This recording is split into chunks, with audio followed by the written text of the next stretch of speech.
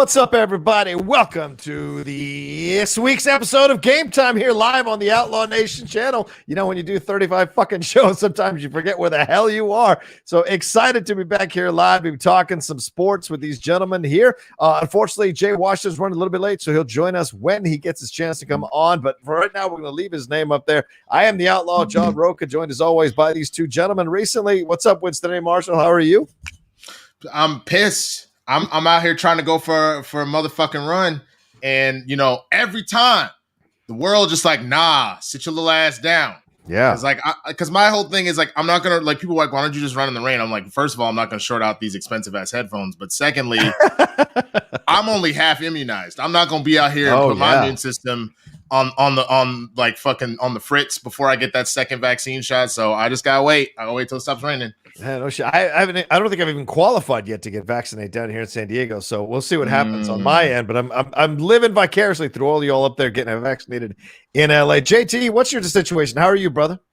Good, man. Swaggy got so close to the camera. I feel like I need to get like right. You sat down and you like rolled right in. I can take it out for you, bro.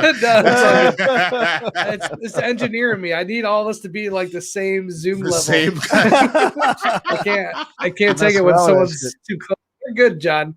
Yeah, all right. Just want to make sure. Medium shot. Yeah. How are things overall for you? Are you getting vaccinated out there in the Midwest? They're starting it. Like a lot of people can start getting it next week here. Like anybody, I think, pretty much. So yeah, I'm gonna have to. I need to go to like my government website and fill it out. But a lot of people I know have gotten vaccinated. My whole family. Wow. You know, my parents have been vaccinated. My grandmother. Like a lot of people that I know have gotten vaccinated. I'm not the first in line. Right. It's not as bad here as obviously California. Right. California, I feel like you need to get it just to go out. Here, people don't care. I know. Brett Gilmore got vaccinated. I'm like, Brett, there's nobody younger, prettier, and more in shape than Brett Gilmore, and he's getting vaccinated down there in Houston. Okay. So clearly, Texas got a whole other set of rules of how they're doing things. But anyway, that's not what we're here to do. We're here to talk about sports and get into it. Thank you all so much for joining us here on this episode of Game Time. Remember, just before we start, StreamLabs SuperChats are open. There's going to be a lot of conversation, a lot of back and forth. Thanks to everybody who enjoyed our show last week. That was pretty crazy. 5 people going at it over sports, but one of the best shows we've done in a while. So hope you all enjoyed that. And, send in your stuff, send in your comments and questions as we go along. But we'd be remiss not to start number one with the Drew Brees retirement. This was a kind of long time coming over the last few weeks. People expected this to happen. And finally, he dropped the news on his Instagram with the help of his kids. He said, after 20 years as a player in the NFL and 15 years as a Saint, it is time to retire from the game of football. He talks about how much he poured into the game, his heart and soul. He said he exhausted himself to give everything he could to the Saints organization, his team, and the great city of New Orleans, talking about some of the amazing moments that he experienced there, so that they molded him, strengthened him, and inspired him and gave him a lifetime of memories. And he said, because he's been there 15 years. People forget how long he has been there. And he says, I'm only retiring from playing football. I'm not retiring from New Orleans. This is not a goodbye, rather a new beginning. So, Winston A. Marshall, what's your reaction to this? You've stumped for Brees quite a few times on this show, so it must be a little bit bittersweet to see him leaving the NFL at this age, at 42. It's about time. I mean, barring us finding out that he had some other sort of soldier surgery or his ribs are better and he could go back and do another one. I know that for me, the Saints are probably like my second favorite team in the NFL, personally. Okay. But like 2 of my best friends from like grade school, like one of them is from Louisiana. The other one like decided what team he wanted to follow when he was younger, just because like he was like, I don't want to just ride my dad's fandom nuts of the Steelers. Like, fuck that. I'm going to find my own team. So they're huge Brees fans, or they're huge Saints fans. They've been talking about this for a while. And they've been of the mindset, to be honest with you, they're one of those situations where we all love hate people in our organization, where they were like, I want Drew to go. But then if Drew came back and is balling, they're like happy Drew's there. And they're very aware of everything that Drew did. I think that it's just time. If you hold on to this for too long, if you keep trying to force Drew to like make it happen and win one more for Drew, you are going to royally fuck the team when he finally goes. And think about the fact that like they had to pull some kind of crazy BS and like a fake extension with Taysom Hill in order to set themselves up to not be in the red. And they're still like, even after doing that, they're still in the red. They're not even at even yet. It just alleviated a lot of pressure. And part of that has to do with that Drew didn't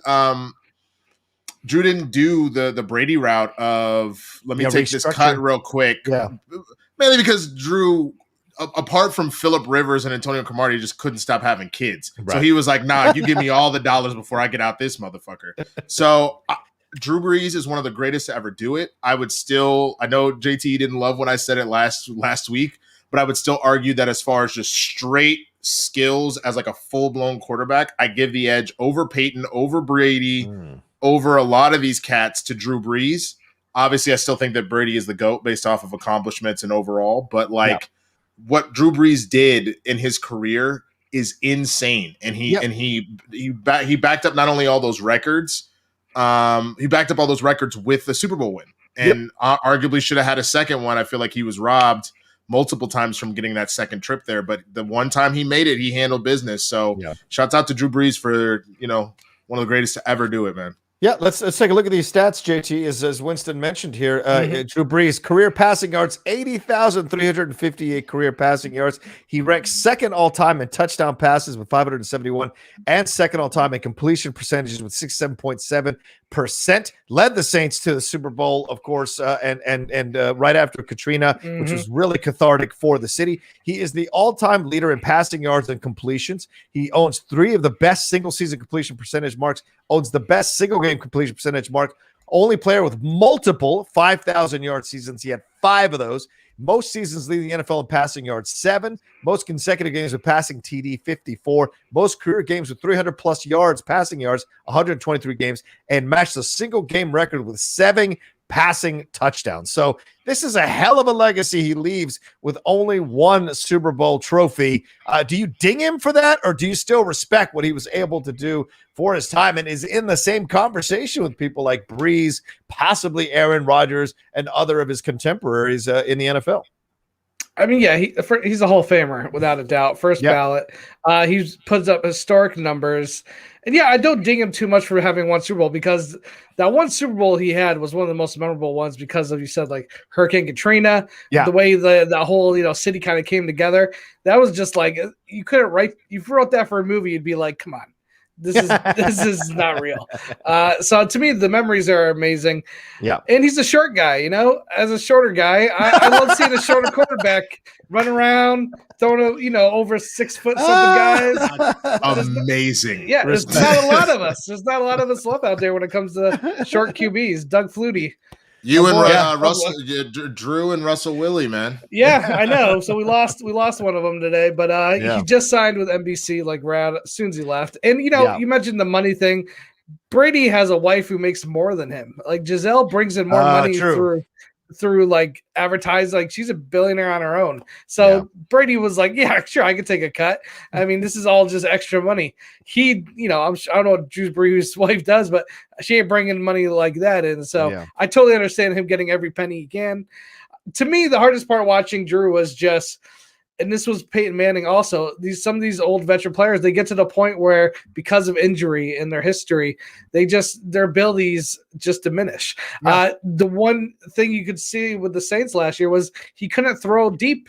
And because of that, the defenses just played everything soft. They played underneath. Right. And, Jason Hill would come in once in a while and for a wildcat, or sometimes they brought Winston in for one of the biggest bombs of the playoffs last year. I didn't do shit. What you talking about? No, Jameis Winston. I know. Yeah. So for me, I just like, again, I credit Brady for being able to, make his body last as long as it has. He's only had that one injury of the ACL in 2007. Yeah. So to me, very much like Peyton Manning, he tried. He had a good team around him his last couple of years. Mm-hmm. He made it into the playoffs. There's some games he probably should have won. There's some controversial calls, some miracles in Minnesota. Like sometimes in football, you got to have a little bit of luck. The luck just wasn't there. He easily could have got another championship these last couple of years. Yeah. But I don't think that diminishes him at all. I think, he's one of the all-time best. I think Billy Belford, he's in the chat. He said a really great thing. He said the Saints had only won like 2 seasons or 2 winning seasons before Brees showed up. Yeah. And Brees showed up and showed them what it's like to be a winning franchise, consistently winning franchise. And remember, and this is what's interesting to think about. You're right, JT. He was pretty much one of the most healthiest quarterbacks to ever play the game consistently for numerous years after the situation in San Diego. People forget he got drafted out of college to go to San Diego. He wasn't that highly touted. Not a lot of people felt like Drew Brees was going to be a franchise quarterback. Played a few years with San Diego, had that shoulder injury, and his one move swung 3 franchises' futures because the Dolphins and the Saints were both sniffing around Brees when he was going to be a free agent. The Chargers chose to go with Phillip Rivers, sent Drew Brees out. Drew Brees went and signed with the Saints because Miami didn't move quick enough, didn't show this level of interest that he was hoping they'd show. And so Miami hasn't smelled a Super Bowl. The Chargers haven't smelled a Super Bowl, but the Saints did get to one and won it. So in the end, the decision that was made by the Saints certainly paid off for them overall as an organization. Now people think of the Saints as a winning organization when they used to be nothing but Loserville, wearing the sacks over their heads and what have you. So you got to give a lot of credit to Drew Brees. You mean them Aints? Yeah, the Aints, exactly. That's the Aints uniform, bro. Is the paper bag over the head. Who dat? Which is well, everybody was that back in the day, bro. Right. But like they have become a force. The fact that people are terrified of playing in the Superdome because it's just so ruckus and so loud, like you can't even handle that. Like that's the house that Drew built, that him and Peyton built, man. And the game won't be the same without him. I think my favorite thing of this was the Falcons thing. It's like you hate to see it, man. Right. You hate to see like a dude coming in here and just dropping dimes on you and blah blah blah. It's like we'd love to see you go, but we'd be lying if we said we wouldn't miss you, like, or something like that, like something wild. And I was like, yo, mad props to the Falcons for that. My favorite part though is the number of Saints fans I saw that I said, man, fuck Atlanta. I was like, yo, wait.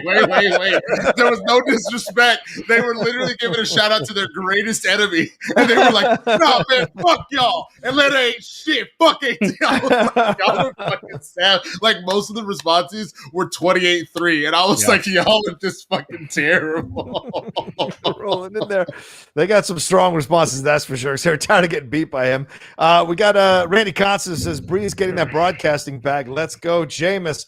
Who dat? Ray, did you really believe in Jameis Winston this much? I have a hard time believing he is the future. And yeah, they signed Taysom Hill to that 4-year, $140 million contract, but every year is voidable. So it feels like paper money more than real money that they gave him to show what he can do. And Jameis is there. Certainly Sean Payton talks highly of Jameis Winston, but I don't know if necessarily he's their future, no matter what Payton says. And Winston, you mentioned this, and this is an important thing to bring up, the money, right?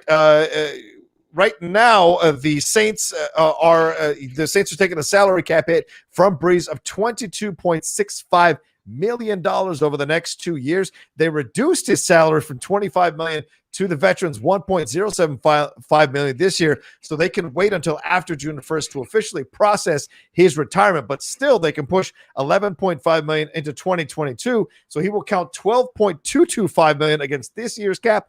Then it'll drop to $11.15 million after his retirement becomes official. Still, that's $11 million. That's a lot, and they were $100 million over the salary cap already. So it's a hell of a hit to take overall as an organization, and you make your moves as best as you can.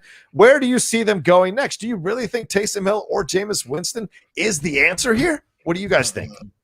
Go ahead, JT. I mean, Hill looks like the thing they really want to figure out. Yeah. I think Winston is a good backup. You know, he has experience as a starter. I think they have him if the season just starts. I think they're going to start with Hill, maybe Winston, depending. They want to give Hill like a little bit of time to learn everything. But I feel like he's just been sitting there waiting, right? Like, he is this wildcat kind of player who could throw the ball and run it. So to me, it's like, all right, let's see if he's the future. If he's not, we have Winston, who's a solid veteran, can come back. If they could just, I'm going to imagine, with Peyton there as the coach, hopefully they can make his decision making a little bit better. Maybe he's going to be comfortable coming in. It's not like his first year with the team. Yeah. So you got to just, if you're going to, I mean, again, you said that not all that money is, it's voidable, but I think that shows you like we got to see what we have here. And I feel like they wanted to break him out last year, but they weren't going to disrespect Brees and like put him out when you have Brees there. So it just feels like I think they're excited to like try out these new guys and see what they have, honestly. Yeah. What do you think, Winston? I think that the answer is Winston. And I think the reason why is you kind of gave Taysom that opportunity to see what would happen in the middle of the season. Right.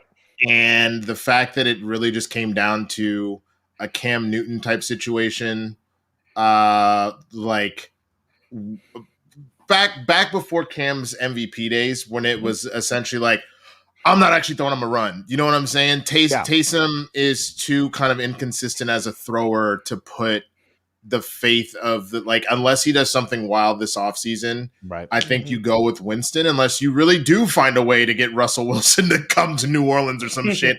And then if that's the case, then all bets are off and you let Russell Wilson cook with an arguably better overall offense. I would say that Michael Thomas healthy is equal to Metcalf. I would maybe say a little better, but I don't know that you could make the argument not. Yeah. And then you give him a real running game in Kamara. Oh my God. What the fuck you think gonna happen if Russell Wilson has a defense again and then has weapons at receiver and a running back that's maybe more versatile than like I would say Kamara doesn't run as hard as like Marshawn in his prime as beast mode, but is way more versatile and I would argue a better back because of the shit he can do as a receiver. Like, I agree with you. Oh my God, Russell Wilson would win all the Super Bowls if he went to New Orleans. Yeah, get that. He'd have Kamara, who's better than Chris Carson. He'd have Michael Thomas, hopefully coming back better than ever after those injuries he had last season, and see what he can do. That's for sure with that team. But they're also, like we said, $100 million over the salary cap. They reduced it a little bit with this mini restructuring they did with Drew Brees at the end here, but it's still a lot that they've got on the line. I wonder how they can make that work with Russell Wilson. Let's bring on Jay Washington, who is here now finally. What's up, Jay? How's it going? Hey, my bad. I made it. I was here. I was trying to get through. My computer was acting stupid. I was actually filming some stuff with some friends, and then I had to come and do it. So, but nonetheless, I'm here. We get to talk. I come in on y'all talking about the saddest moment in football history. What's that?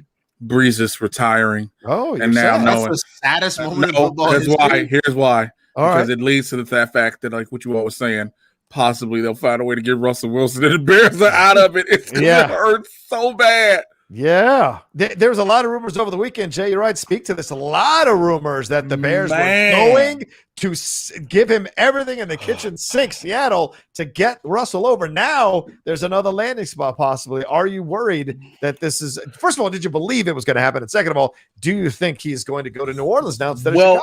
I think we said this before, that depending on what Brees did would dictate what could happen with Russell Wilson. But again, like you all were just talking about, the fact that they just gave Taysom Hill this money, I said it last week. It's supposed to be real money. Like, again, it's not real. Literally, it's not real. If you go and look at what they did, that's what people have been bitching about all weekend. They can now cut his ass, give him the $9 million that he was due, and be done. And you have saved them from salary. It's a phantom. It is a phantom deal. Every year is voidable. Every year is voidable. Every single year is voidable. Which is insane. They probably finna get rid of his ass then. That means they were like, hey fam, guess what? Look, you have a deal, but you don't. So don't go buying shit yet, because that's buying the engagement ring and keeping the receipt. That's what that is, Jay. Sounds like you know what that is? What that is look. The deal you made with ABC to be on The Bachelor is your ass is engaged for the next 6 months. Now, when that's over, if that's over and you want to say go fuck yourself, you can do that. But otherwise, the exception to that rule right now is I'm not gonna get into full Bachelor talk. That we talking on a whole different show. Is this racism that's happening right now with the girl that's about to win and shit? Boy, if you don't get past The Bachelor, That he can walk away from. But this is again one of those situations. This is like look, here's what we're gonna do. We're gonna give you your $9 million. The world gonna think you done made $140 million off our asses, but the truth is, the minute we figure out what nigga we actually want, your ass is gone. Sorry, white boy. I don't know what to tell you. Like, all I know at the end of the day is Mitchell Trubisky is about to be gone. That's all I know. Is that what they're hearing? Is that what you're saying? The rumor is they are officially finna let him walk. They are wow.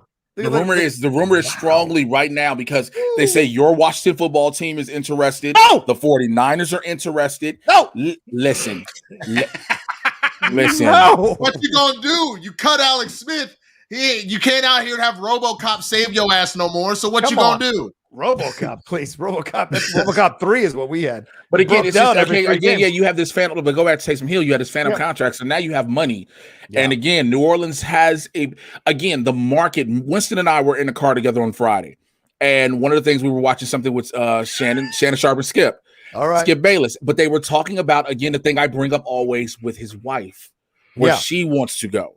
That's New Orleans. New Orleans is not far from Atlanta. New Orleans is super close. New Orleans is super close to Atlanta. It's center of the country. You can bounce kind of everywhere. On top of the performance scene in New Orleans when shit comes back. Oh my God! But so again, that was my question about Chicago. I know it's a big hub city as far as airports, so that is like an up. But like, would Sierra want to be in cold ass weather? That's the Chicago? question, and that's it, right? You just went from rainy ass weather consistently with Seattle.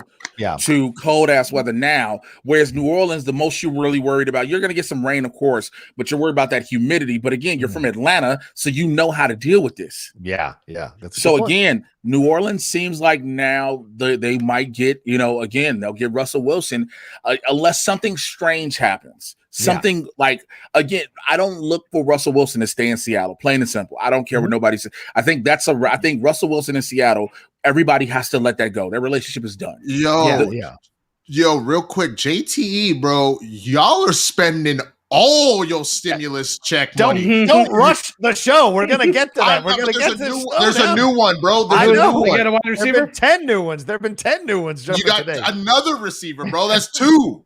Who did they Let me tell you something. Again, we talking post. If we're gonna go there, we talking post COVID now. You get those 12 members of that defense back in New England. Yeah. And now Bill Belichick is like, you know what? I don't give a fuck what none of y'all say. I believe in him. And then him is Cam Newton. Clearly he believes in him. Yeah. Well, let's see what Drew Brees signed. We'll move on to just a second, but Drew Brees signed that contract with NBC Sports. Here's the deal. He's not just going to be covering football. He's also going to be covering the Olympics. He's also going to be covering a couple of other events that are outside of football. March Madness is the rumor that he might have some contribution to that as well. So a lot of interesting ways that he can go, and clearly NBC did their homework on Drew Brees as well. I'm sure there were auditions. I'm sure there were simulated broadcasts, all this to see how he would roll with all of it. So clearly they see him as more than just a guy who can talk about football. He has got a whole new career. So why not? It's 42 years old. Make this move. He's got all this money. He's got all these kids to support and what have you. So we wish him well. He leaves a hell of a legacy in New Orleans, a hell of a legacy in the NFL, and a Super Bowl winning quarterback. And that makes all the difference in the world. They don't talk about Jim Kelly the way they talk about other quarterbacks from his time, because he never got that ring. They will talk about Drew Brees going once, getting that ring, never going again. But at least he got that ring. That matters. I just hope he has this inner. I think the concern for everybody, as with any former athlete turned an analyst, is they have energy delivering the plays. Because God is my witness, we do not need Drew Brees to be like Troy Aikman when he sits there with Joe Buck. Because that's the dullest play-by-play calling ever. I want what you get with Phil Nance and Tony Romo. Because Tony Romo make you love the game again. You'd be like, I don't even root for this team. But Romo focuses on football and Corona. That's it. Yeah, go ahead. What were you going to say? I was just going to say my favorite part about Tony Romo as a commentator, all of them motherfuckers that was hating on Tony Romo being like, yo, this motherfucker a bad motherfucker. People are like, this motherfucker was psychic, and now all of a sudden people are like, man, if this dude had a fucking defense once his entire goddamn career, Tony could have won a couple chips. Who knows what this would happen. is fucking crazy. That's true. And not having Jason Garrett as your coach would have helped too. Cobalt Swordsman guys, says, good job, guys. Good job. Keep up the great work. Just Pats fan to Pats fan. How do you feel about us signing more defense players and just one offensive player so far? Well, Cobalt, this Super Chat did not age well. Within a minute. So, JT, let's talk about this. We turn it over to you here. So many signings for the Patriots. They re-signed Cam Newton to a contract worth up to $13.6 million with $6 million in incentives. Guaranteed, right. Then they got Matthew Judon, who was the former Baltimore Ravens linebacker, on a 4-year, $56 million deal. Then the rumor is they signed Jalen Mills, the former Eagles defensive back, to a $24 million, and then they got nose tackle Devon Godchaux as well. And then this is insane. Now, what do you? And they just grabbed Nelson Aguilar. That's what I was saying about Aguilar. That was the one that I was like, another one. Holy they just shit! Grabbed Aguilar. They not. Bill Belichick like, okay, bitch, you think it's because of Brady? I'm gonna show y'all. That's what he's doing. So talk to me, JT. How do you feel about your team now? Yeah, we like to understand how you feel. We can hear you. Are you muted? I think you're muted. I accidentally hit the mute button with my hand. I was looking at my phone. JT was like, I hate everything about this. I hate the Patriots. I can't fucking stand this shit. He finna burn his hoodie while he wearing it. The biggest for me was tight end Jonnu Smith. They got because we haven't had a good tight end since Gronk left. This guy has been. I've read a couple articles about him before they signed him. How he was kind of like the under the radar best option for the Patriots. He's great at run blocking, which is something Gronk was great at.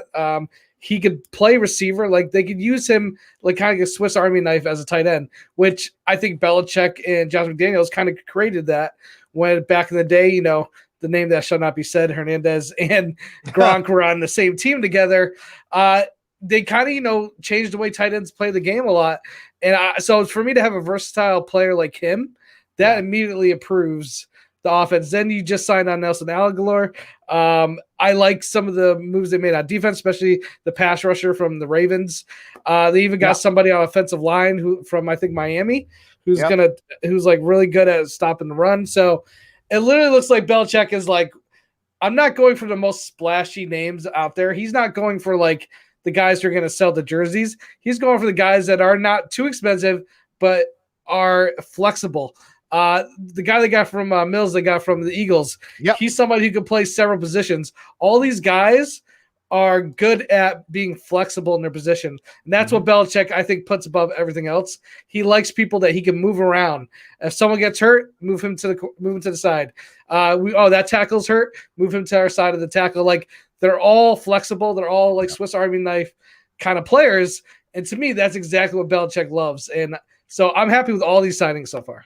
Yeah, I mean, Drew Rosenhaus is the agent for a majority of these guys the Patriots just signed. What an incredible job by him to get himself lined up money-wise, get his percentage. And Adam Schefter said the Patriots already have spent their most guaranteed money on free agents in any offseason over the last decade. Winston, Jay, this is Bill Belichick going, all right, you enjoyed your year of making fun of me. We still went 7-9 with what we put out on that field. Now I got reinforcements coming in. You motherfuckers are in trouble. Plus, Hightower and Chung are coming back. Yeah, Dante Hightower. A lot of people set out. Yeah, I would think this is less of like, how dare you doubt me, as in this was like, all right, bitch. And he's taking off his fucking hoop earrings and shit. Because like the truth, let's be honest, I understand COVID, a lot of players opted out. I understand that had a lot to do with it. But I think that this was the first time that we got to see, because remember, this is now 2 seasons in a row with a bunch of failed expectations. You got blown out by the Titans to the season prior, and then you didn't make the playoffs this year. I think that Bill Belichick, especially with everybody riding Brady's nuts, as they should, honestly, I think Belichick's going to be like, you're going to put some respect on my name. And I think because this is very uncharacteristic of a Belichick coached Patriots in spending money on free agents. It's not what they do. And like, I think for me, the biggest signing that I think has a lot to play out, if not Hills from Philly, it's Aguilar, in the sense that like, His biggest problem in Philly was that he had no hands. Right. Then he goes to Oakland, or I guess Vegas, and he actually is able to start pulling in balls. Yeah. So if he's really fixed that problem, the speed on this kid, the route running on this kid, like if Cam Newton is even remotely accurate, if we're saying that there was injuries that were fucking shit up, him and Aguilar already are going to be scary, let alone this tight end that you signed. Yeah, Smith, this could be a really terrifying thing. And now all of a sudden where the Bills thought, well, this is our division now, or the Miami thought, and now it's time for us to shine. I'm not even going to bring the Jets in the conversation. That's laughable. They both thought that they had a shot. If Belichick is doing what Belichick does, well, unfortunately, we got to live back in Patriots land again. I don't know how I feel about that. Yeah, you got to pull back on this one, Jay, right? I mean, this is such incredible work. Again, they went 7-9 considering some of the makeshift defenses and O-lines they put out there, and Cam going down with that COVID situation. Also, Edelman was out and Edelman, right? Exactly. He said he couldn't bring it. So maybe Belichick signing Cam is going, look, I'll put a better team around you, because his running stats were fucking great. His passing stats, not the best, but still serviceable. Now you put a better team around him. Maybe Belichick is making a decision here that he's going to go all in with Cam and give him the kind of team that can help Cam stay on the field and also take that other team off the field with their defense quickly. Bill Belichick is a genius. Yeah, on the sideline. And I say that for several reasons. Again, the schemes he puts together, and also the knowing a player's strengths and weaknesses.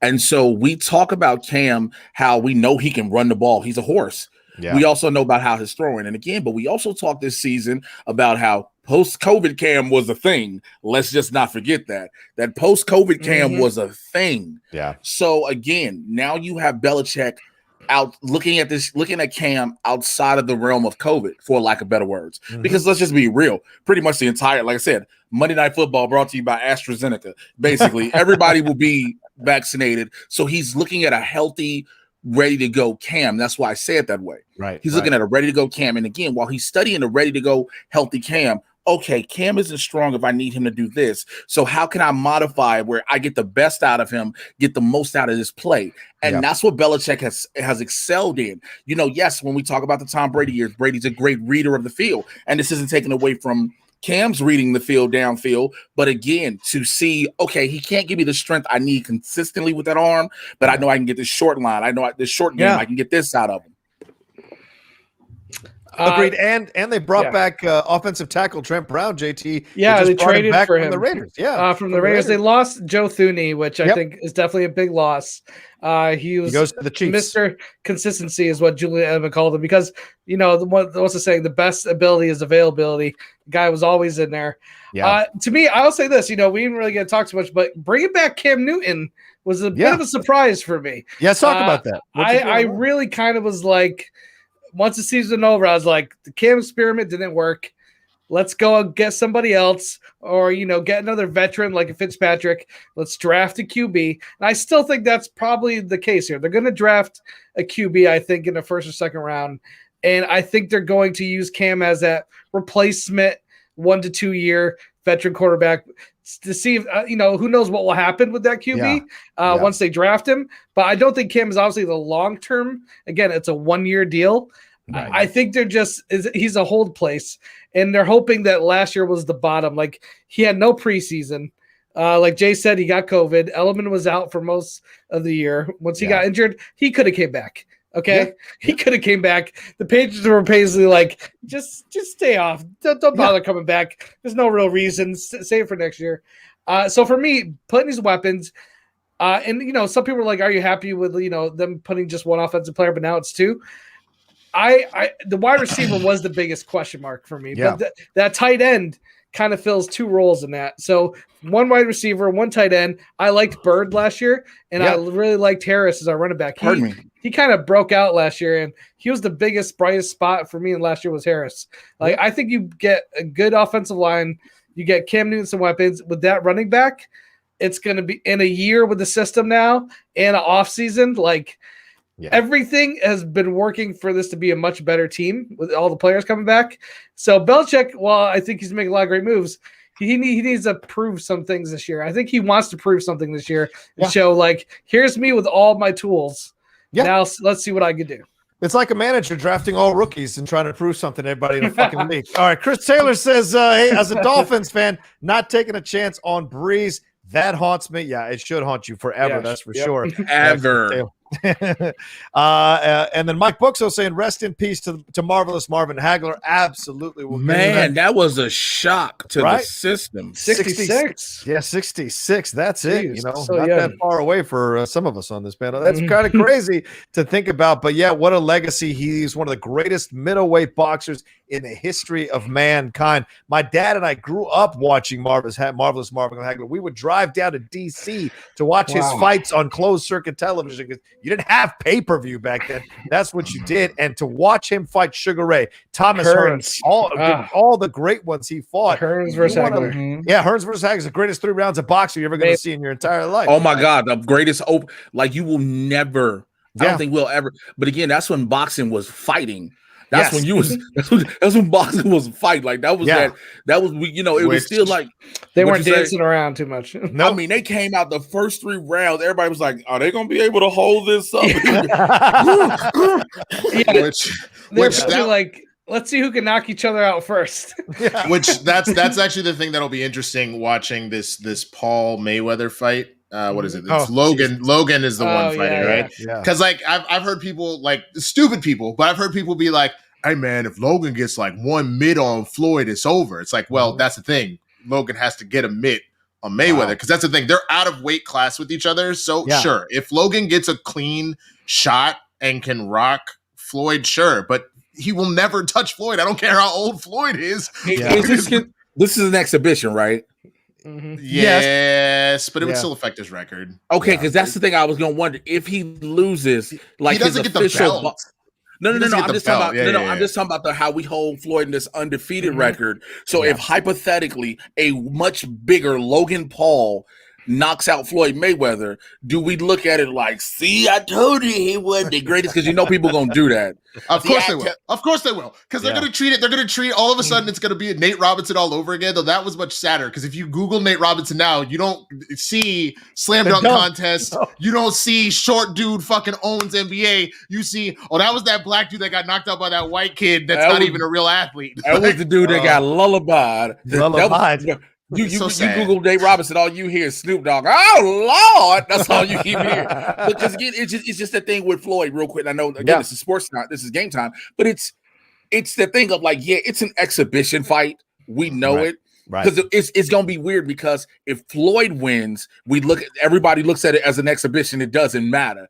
Right. But let Logan Paul win. Oh, then it'll matter. Oh, then it matter. That's the problem I have with this fight because the reception is not fair no matter what. Yeah. If Mayweather remotely gets if Paul remotely gets ahead or gets Mayweather in trouble, Mayweather's going to lose his motherfucking mind, dude. So this is where you start to see where it stops being an exhibition. He'll start to actually wail on that poor kid.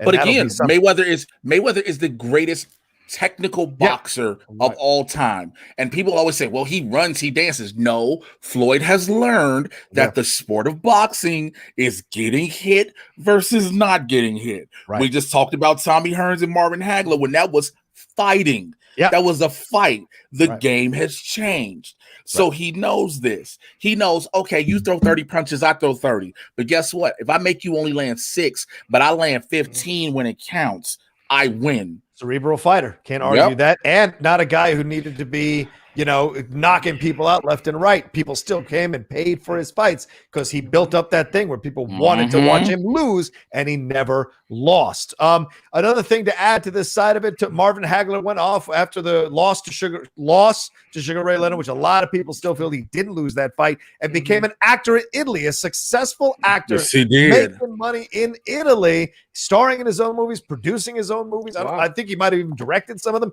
He made money and a living outside the United States just fine being in Italy. All our prayers to his family and thoughts of comfort to his family as well. He left a hell of a legacy, and people will always revere marvelous Marvin Hagler. Another boxing news that just broke right now. ESPN is reporting that Anthony Joshua and Tyson Fury have signed a 2-fight contract to fight to unify the titles here in 2021. This year, 2 fights. They will fight in June or July, and then the rematch in November or December. They've split the purse for the first fight 50-50, and then whoever wins that fight gets a 60-40 split in the second fight. This is just came over the wire. So if whoever wins the first fight is automatically unified champ, and then what the second one goes for the rematch of no matter what. It's a rematch no matter what. Whoever they're gonna fight each other in the rematch. Okay, that's what I wanted to make sure, because I'm like, wait, they've already said a 2 fight. Like, okay, so the first one out the gate, unification match. Yes, no matter.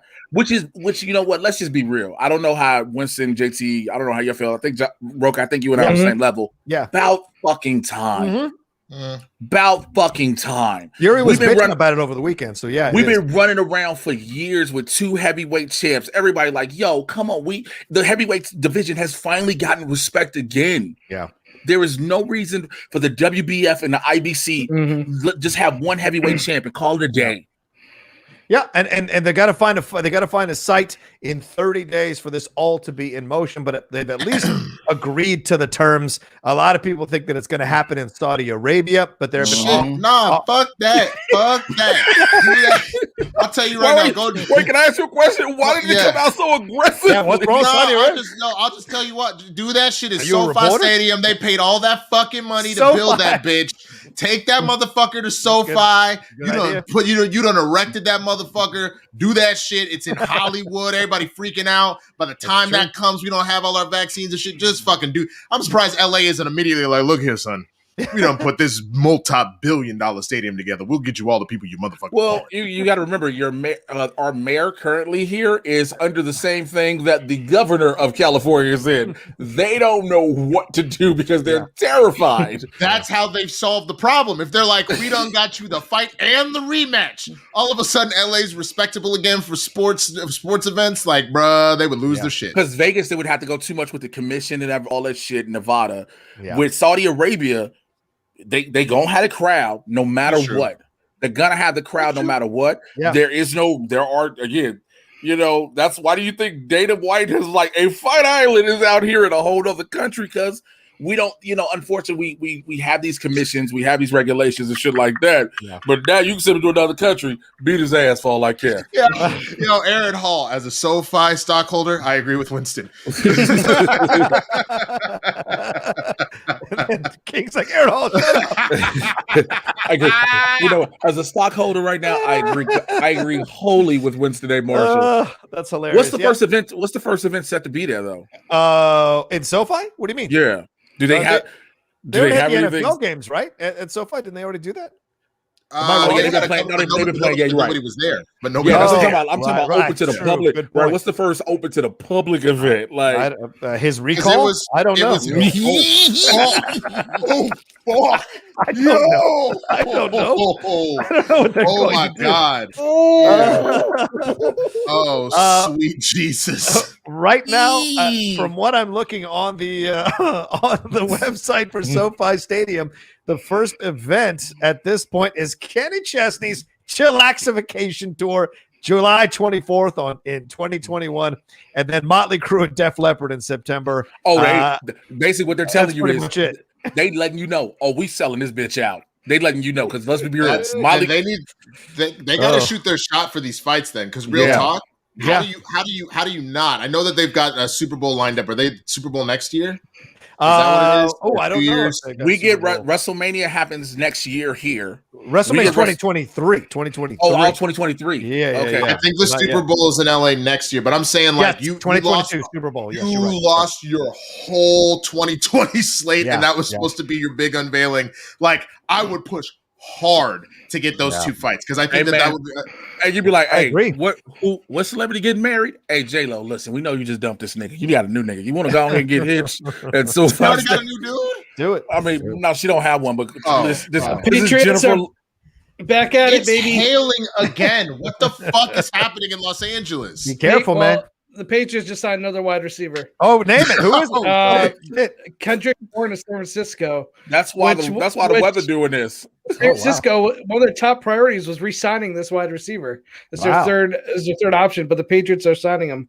Dude. So that's 3 weapons now. They got they got the tight end, they got a wide receiver, and now this is their third pickup at wide receiver. Jesus, look at that. Kendrick Bourne. You must wanted to run real bad, huh? Winston must wanted to just go run. So Jay knows this. I have like a big like life career thing coming up where I've gotta get like kind of cut. And so today was the day to get shit moving. So like my nutrition shit's been on top, but I was gonna start with the run. I'm gonna do a workout this evening, and twice now I've tried to go for a run. I step outside. And I'm like, all right, bitch, fine. I guess I'll do this later. So now it's hailing. Are we talking like Undisputed movie? Like, what are we talking here? No, in other words, I'm gonna tell you exactly what he's doing. He's gonna be Ving Rhames and Baby Boy 2. He's gonna be his son. The specific scene is he gonna be ass naked. He gonna be cooking eggs this time. He gonna be cooking grits. He gonna be ass naked and ankle socks cooking grits. Shut the fuck up. Oh, is that the case? The section me with your army. Oh, wait a minute. You don't have an army. I guess that means you should shut the fuck up. Shut the fuck up. Wow, Arby's. We got those swaggy. Xavier Blackwelly says, my Texans right here making low-key good moves, but the front office is a mess. But I think we can make something of next season, but I'm not holding on too much hope. Love the show, guys. Thank you, Xavier Black. Figure out your quarterback first. How about that? Yeah, right. What move are you making with the main piece of your whole team? Is like, I don't want to be here. Oh no, we making moves. I don't want to be here.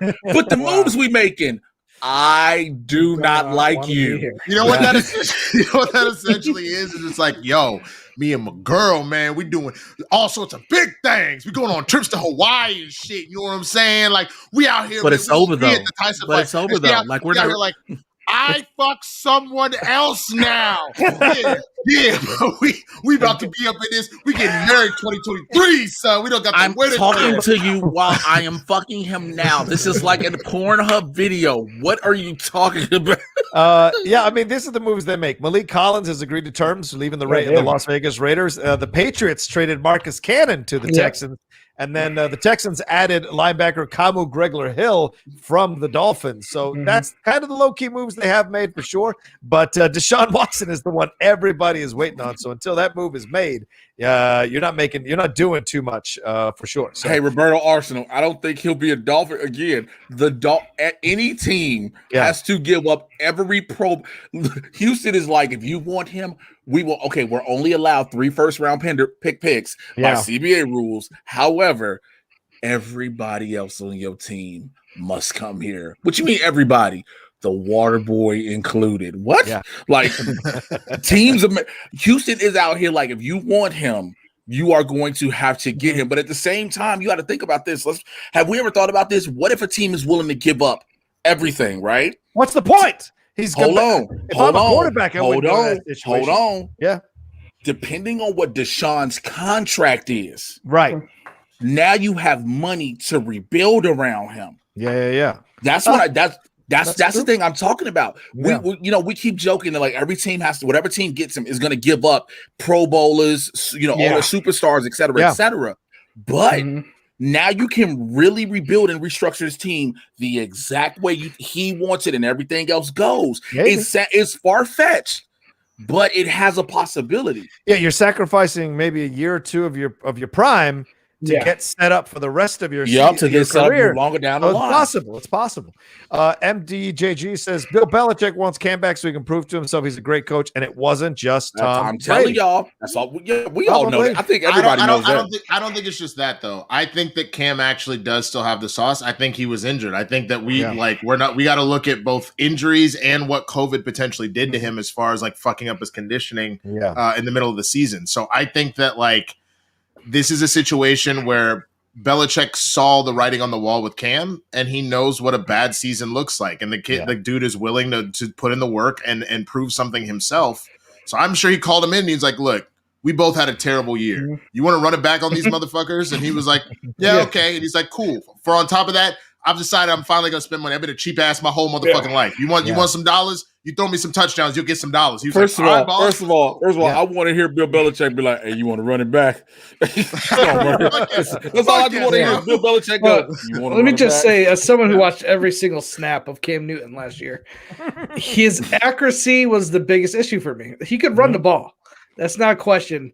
The issue I saw watching him is like there were so many times where that ball just hit the dirt of the feet of the receiver was going to. It was overthrown. It was behind him. He didn't lead them. And I don't know if that's just him not being on the same page. The only person he really had a good connection was Bird. Less pressure this year. Less pressure this year. That's what I'm saying. Less pressure, full training camp. Everything now happens. Well, that's what I'm saying. He basically had to hit the ground running last season.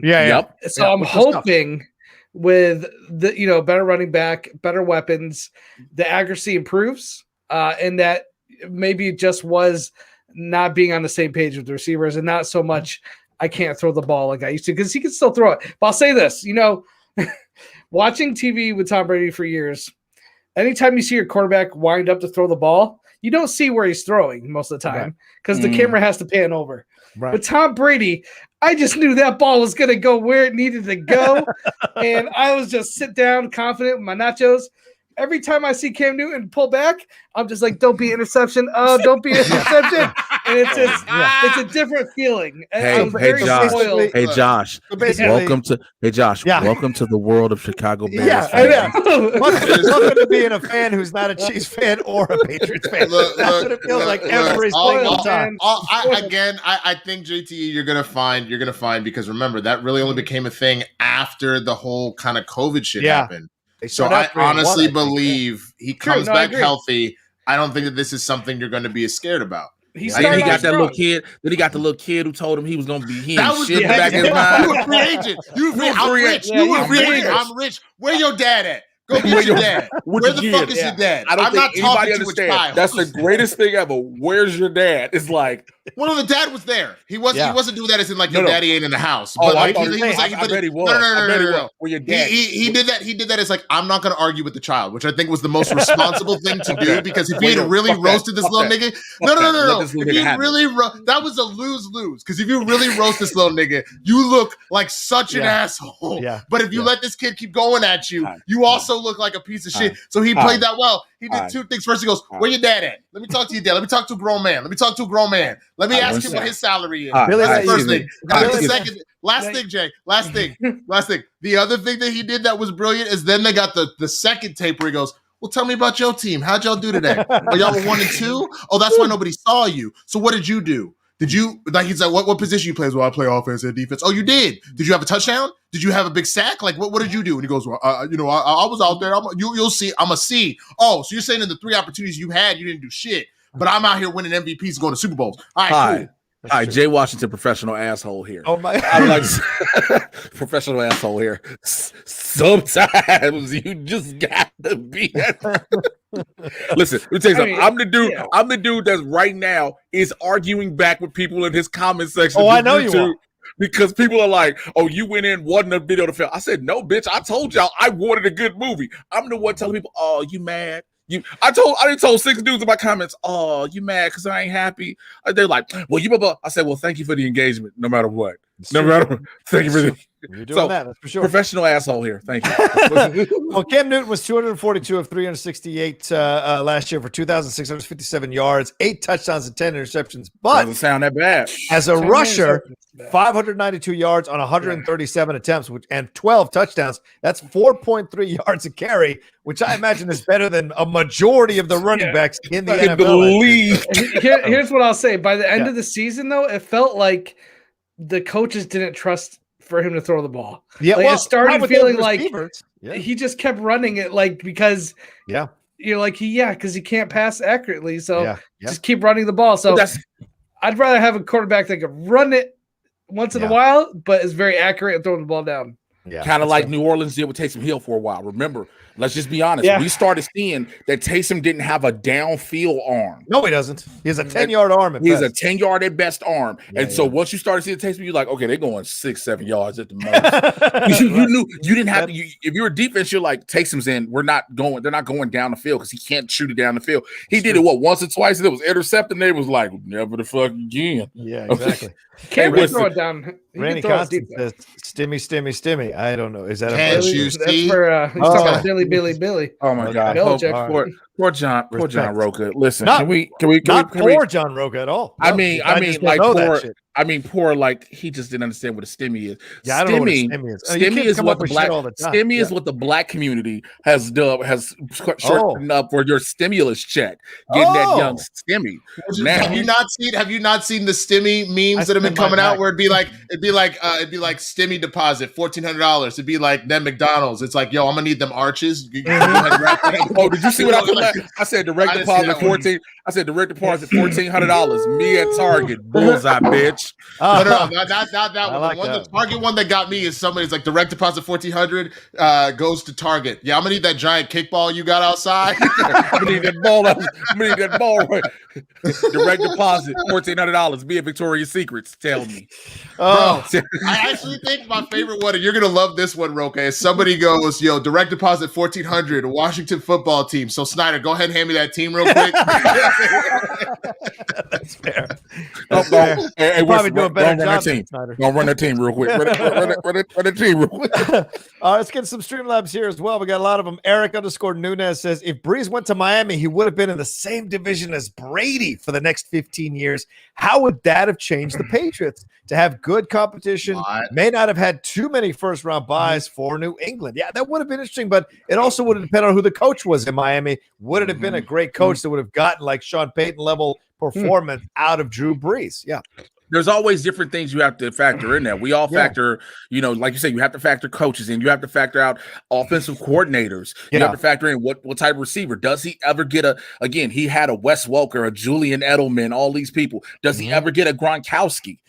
These things all have to be considered. That's a great point. Yeah. By the way, Gronk just re-signed with the Bucs for $10 million. Of course he did. You don't even need that money. He made all that money off those cards. Holy shit. I know. $10 million for 1 year. That must be incentives. That's a lot. This is called. I'm still getting WWE money. Probably. Yeah. Probably. I mean, what do you think? Get two touchdowns in the Super Bowl. You're gonna cash in a little bit. Yeah. Yeah, what do you think? Would it have been a good situation? Would have been a competitive situation? Do you think Drew Brees overall would have outlived any of those coaches and kind of still gotten victories and pushed Tom Brady even farther? What do you think? Yeah, I mean, like we said earlier, he's a Hall of Fame quarterback. I don't think that's something. Listen, Sean Payton, you gotta give him credit, but I think any coach that got Drew Brees is going to look a lot more successful without him. To me, like the great quarterbacks like Manning, Brees, they're coaches and they're players. They're the general of the offense. They're out there making line shifts like Drew Brees. And, I talk about this about Dak Prescott. What impressed me about Dak Prescott is the way he commands the line, reads the defense. And another thing with Romo, I think a lot of people were impressed with him when like you said, Winston, when he's an announcer, because the guy sees everything that's about to happen and he's like calling it out. So to me, Drew Brees is one of those type of quarterbacks who, if you put him on any team, he's going to, in some ways, be the coach of that offense and make him a contender for years. Like nothing. I'm saying this again. I would give everything for Russell Wilson or Deshaun Watson. I don't care how many draft picks you want. If you have a quarterback of that caliber, you are in the running for the next 10 years or how long you have. It's true. The price can't be too high. Yeah. It starts at the quarterback, man. All right. Jonathan Peck says, hey, guys, it's been a long time since I watched Game Time live in the last couple of months. I want you guys' thoughts on ESPN, ABC signing with TV deal with NHL. Does this mean more mainstream appeal to the NHL and like the NFL and the NBA?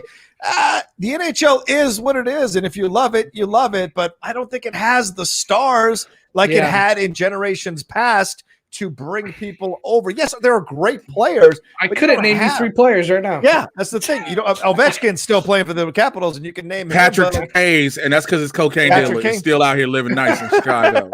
And I know that. Sidney Crosby, I think, is still over. I mean, Jonathan Tays and Patrick Kane. Excuse me. Yeah. If you put a gun in my head, I couldn't tell you one coach for the NHL. That's what I'm saying. But back in the day, it was Lemieux, it was Gretzky, it was all these great stars that were rolling through the NHL. Now it isn't quite, even though the talent level is probably. But better I think that, but to that argument, stars. John. But to that argument, we have that with every sport every now and then. Again, we go through that lull where you don't have players you can that are notable, and then all of a sudden you have a boom. Remember, we started having that. It was a small with the NBA. It was a real small. It wasn't a long. It was a super small window. But once after that, it was about that. Yeah, it was a real small window we had where there weren't any real like stars in the league, and then all of a sudden we were now just inundated with stars. NFL has done the same thing. So NHL is poised to have it. But again, ESPN and ABC, never forget, this is Disney. Yeah. So like what you're doing is, you're getting more of these games in prime time potentially. Yeah. You're getting them in these big slots on weekends now. The Winter Classics they're doing are drawing numbers. So when they do these outdoor Winter Classic games, they draw numbers. So if you make something unique, more people are going to see because it's unique. But if you had it all the time, the numbers would drop because it's all the time. I'll say this: like I grew up in Connecticut, and we used to have the Hartford Whalers. I would go to a few games back in the day. When I was in LA, I even been to a few King games. For me, watching a hockey game, it's not like football or basketball or even baseball, where I could zone in on a player and be like, "That person is dominant." He's dominating the game. Like you could just, for some reason, because hockey is such a fast sport, and if you show me a video of like who's the best player in his team, I would have trouble picking it out. Really, it just doesn't translate visually like it does for other sports. But again, I'm just not the biggest hockey guy, so I'm sure somebody who loves hockey will probably watch that and be like, "Oh, well, it's easily this guy." But well, we talk goalies. My only pushback on that is it's very similar to soccer. So it's like who's putting up the points, goalies. If someone who's more into the sport wants to go, that defensive player or that midfielder or whatever, like they're killing it for this reason. Yeah. I agree with you. I would need someone to hold my hand through that. But you can easily pick out the guy that's got the hat trick or the goalie that let nothing in his fucking net, Yeah, goalies are definitely a little bit more okay, but like there's just these guys in giant pads. Wait. Let that slide. We can't just let that slide. Next thing, guys. That was a crazy sneeze. Did we all hear the like it was sounded like somebody went Yahoo and Achu at the same time. Dude, he sounded like if Goofy sneezes. What can I tell you? Also, it comes fast. This is how you know me and Winston both ain't shit. Because at the same time, we both was like, hold on. I didn't want. I apologize, JT. Please finish I'm your point. sorry. I just heard that and I was like, I don't think there's let that slide. I don't even know what else to say. We both did at the same time. We both heard it at the same time. We was like, hold on. What the heck? But Jonathan Peck, they're probably going to sign the deal with. I think they announced they're going to sign the deal yesterday. I think with the NHL with NBC back on Peacock, a higher lucrative deal. They're going to own certain nights with hockey coverage and juxtapose that with wrestling because the rumors, and you know this, Jay, NXT moving to Tuesday nights possibly. So we shall see. Hey, look, that Peacock, that NBC Universal deal. Yeah. People, but that's what NBC Universal, people forget what that all encompasses. People think it's just NBC and they forget that Sci-Fi, USA Network, so many other things are under that umbrella. And so, look, the WWE. There's a lot of cross-pollination. F James 72 says, just starting the show, want to show support to my favorite sports show. Thank you, F James. Says, don't be putting Brees number 2. That's for Brady. Joe Montana is always number 1. Yeah, I don't know. You can fight that like you can fight Jordan versus LeBron. Roberto Arsenal says, Rocha, what's with the rumor of the Washington football team interested in Trubisky? I know. That's probably Trubisky's agent doing something desperate. That's insane. If I'm the Jags, knowing I draft Trevor Lawrence, I used my cap money and I signed the best O-line of free agents to protect him. Well, they're not First of quick. all, I didn't appreciate you saying that like the oh boy from Bruce from Family Guy. It's like, Rocha, what's the thing? I know. He was like, I know, right? I'm not happy about it. I mean, why not? I don't want What if again, this is and I hate that I'm saying this, and this is true. Players have left the Bears and have become Pro Bowl players elsewhere. It has been a thing. Okay. Yeah. Don't get me wrong. Alshon Jeffrey didn't do what Alshon Jeffrey should have done when he was in Philly, but we've seen that. So what's to hypothetically say Ron Rivera gets his hands on Mitch Trubisky and pulls out something that Nagy could never get out of him? Oh, maybe. We'll see. I don't think he's sometimes some guys just don't have it here, man. I don't think he's a winner. I don't see anything from him that proves to me he's a winner. That's why I don't know. Damn. Sorry, I just don't see it.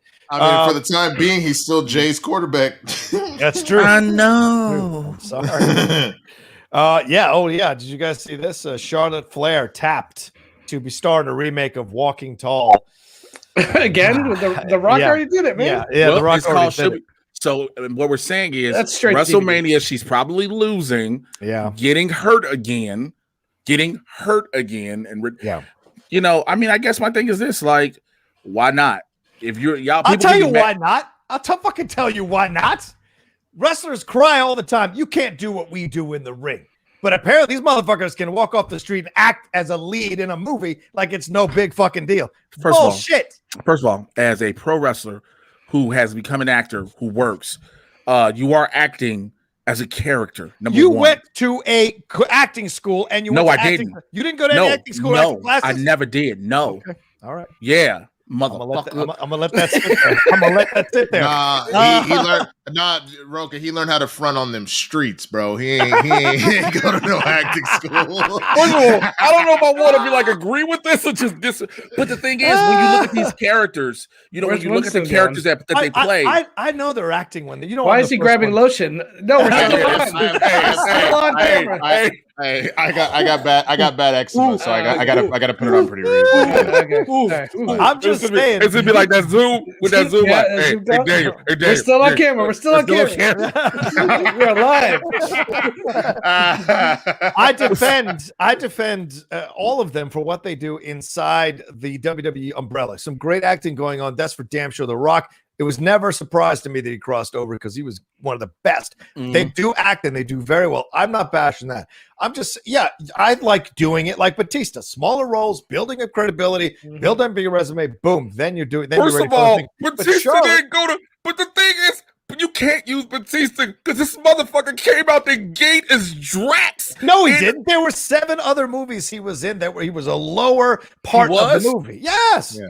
Look, 5. I didn't just making statements with nothing to back it up. Jesus Christ, Jay. Hey man, you the one. Hey man, let me just switch this gear real quick. Hopefully, you the one that look like he's finna go plus ultra on his dick on the show. Okay.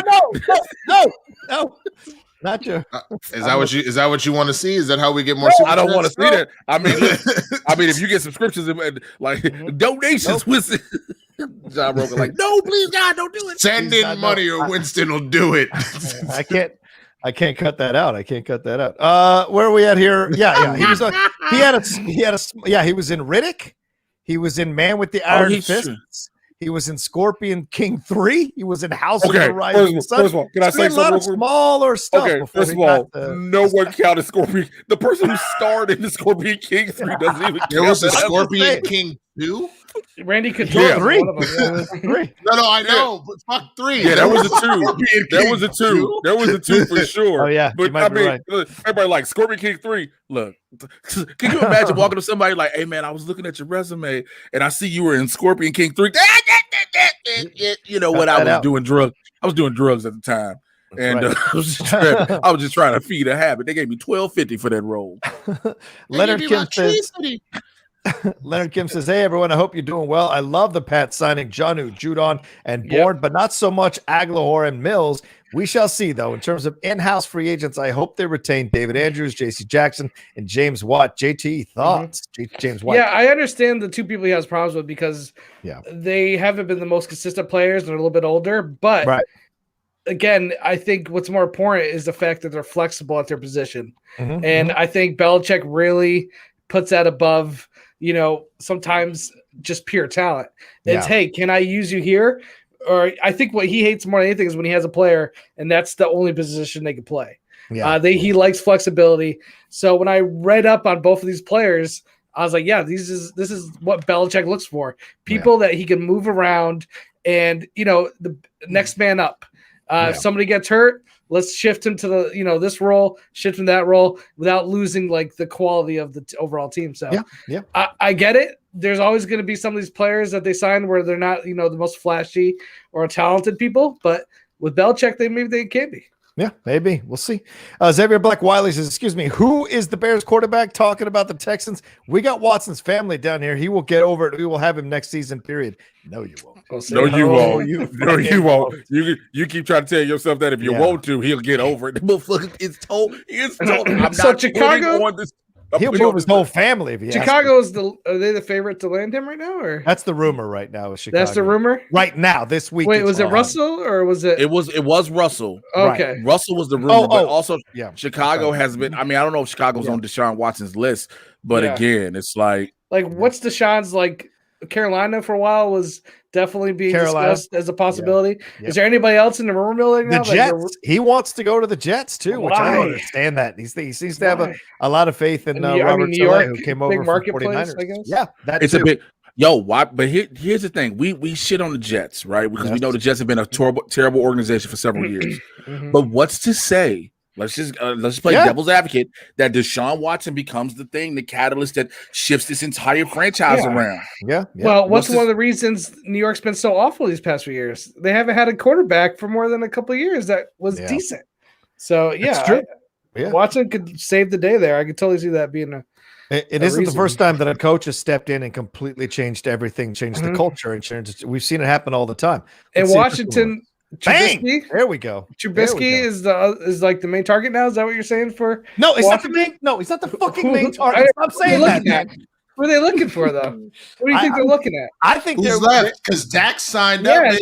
They're monitoring the Russell Wilson. First of all, I don't like how hostile Rocha got when you bring Watson football team. He's not the fucking target. I don't want that, and I don't want Sam Darnold either. I know weak-minded quarterbacks. I've seen in my entire career, and both Trubisky and Darnold are that, and I don't want them. Is Darnold weak? So if you can't get Wilson, I think if you can't get Wilson or DeAndre, who would you like to grab?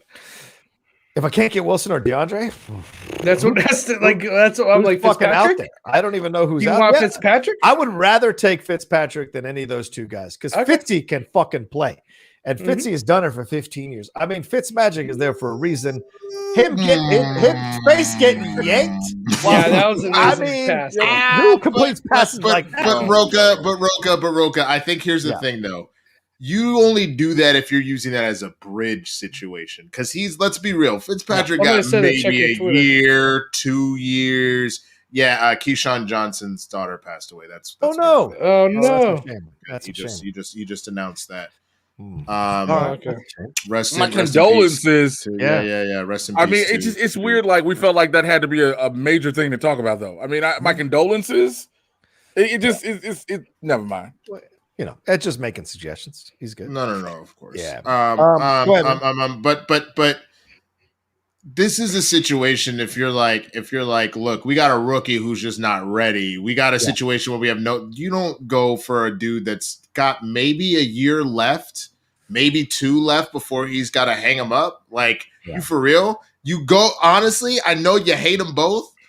I would have more faith that get Trubisky or get Darnold out of a shitty situation, which, let's be honest, both organizations have not been doing very well with their teams, and see what the kid can do. I would. Yeah. You obviously want Russell Wilson. You want Watson. You want one of these higher players that have proven they can handle the sauce. But, like, I don't know. My thing with Darnold is Darnold started showing everybody he could play already, but then Darnold started showing heart. Because remember, when everybody was like, what if New York tried to draft another quarterback? That whole rumors about them getting another quarterback. And Darnold was like, I'm going to make y'all regret it if you put another quarterback over me. So again, to say he doesn't have this mentality, I don't agree, because again, now you put something in front of him. I respect that. I just haven't believed in him since college. I've seen him throw interceptions. Boneheaded since that's college. fair. That's fair. If that's where you're coming from, then I can stand down on that. Yeah. What about Tyrod Taylor? Because look, at this point, he's supposed. I like Tyrod. My thing is, because again, either him or Justin Herbert, because the way Herbert came in with Tyrod being down, you guys, if you're now the Chargers, you're looking like so. Yeah. He's done, and they just drafted, or they just traded for a offensive lineman for a center to protect Herbert, so a veteran center. So see what I'm saying? So now you get Tyrod Taylor. He's a good potential quarterback. I'm okay with Tyrod. Not to ruin Jay's hopes here, but there are some rumors on Twitter that the Bears are heavily invested in possibly signing Andy Dalton. Oh shit! Shoes on the other foot now. I mean, look, Andy got us some wins we didn't want last year. He got us some wins we didn't want. Andy showed a lot of heart. Hey man, he got some wins we didn't want. We already know he looks pretty decent in orange. Like he didn't look bad in that Bengals jersey. So you know what I'm saying? Like go for it, bro. Come on, Jay. Come on, man. Talking me into a quarterback. Fucking dog. I think nobody trying to get I think it's their backup in case they can't get Russell. It looks like you can't get Russell Wilson. Yeah, looks like that's their plan B. Good question. What's Jeff Georgia? I'm surprised y'all didn't put a bigger push into maybe trying to get Jimmy G away from the Niners. I'm actually really surprised by that. That's a fair point. I don't know if we've got anything for Jimmy G. I mean, I meant that more for the Bears. Oh, for the Bears. Because I agree. Unless you were to trade that young kid that just got Rookie Defensive Player of the Year, I think no fucking way. I was wondering why Andy Dalton was trending. I was like, why is Andy Dalton trending? It's like, oh no. Here's what's left out there: Alex Smith, Jacoby Brissett, Trubisky, Fitz, Tyrod Taylor, AJ McCarron, Dalton, Colt McCoy, RG3's out there. Come home, baby. Matt Barkley. I'm sorry, I'm crying. Listen, really? Joe Flacco would be upset. Did I just say, with the class of quarterbacks that are left that you just mentioned, John Rocha, can we get my nigga Colin Kaepernick a fucking team? Oh, he doesn't want every quarterback you just fucking said. I know you're right. On Colin. He don't want to come. He just to the point like you got a team. You love your home team with your heart, and you think they gonna make the best decisions. I love Jeff Garcia. Get Jeff Garcia out of there. Yo, get Tony Romo out there, bro. Tony will ball. He's had some years to rest and shit. He clearly can still read defenses. Let's go. Everything the Bears do. You cried over Andy Dalton, and you tried to and Sam Darnold. And we have Jay Cutler, who was a whole. And then you get Mitchell Trubisky, Patrick Mahomes, and Deshaun Watson were available. Yeah, don't we have Foles? Yeah, you have Foles. Bro, Jay has gone to that full little kid that's crying that you can't understand. Yep. What have you? And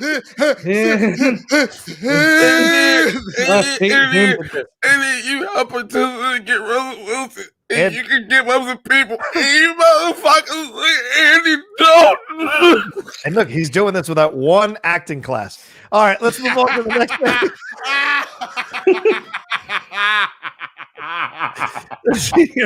Is that what he said? All right, that's it. All right, let's move on. Wait, what did he say? Who was the Bears QB? What? He already said that. He already dinged Jay on that one. It hurts.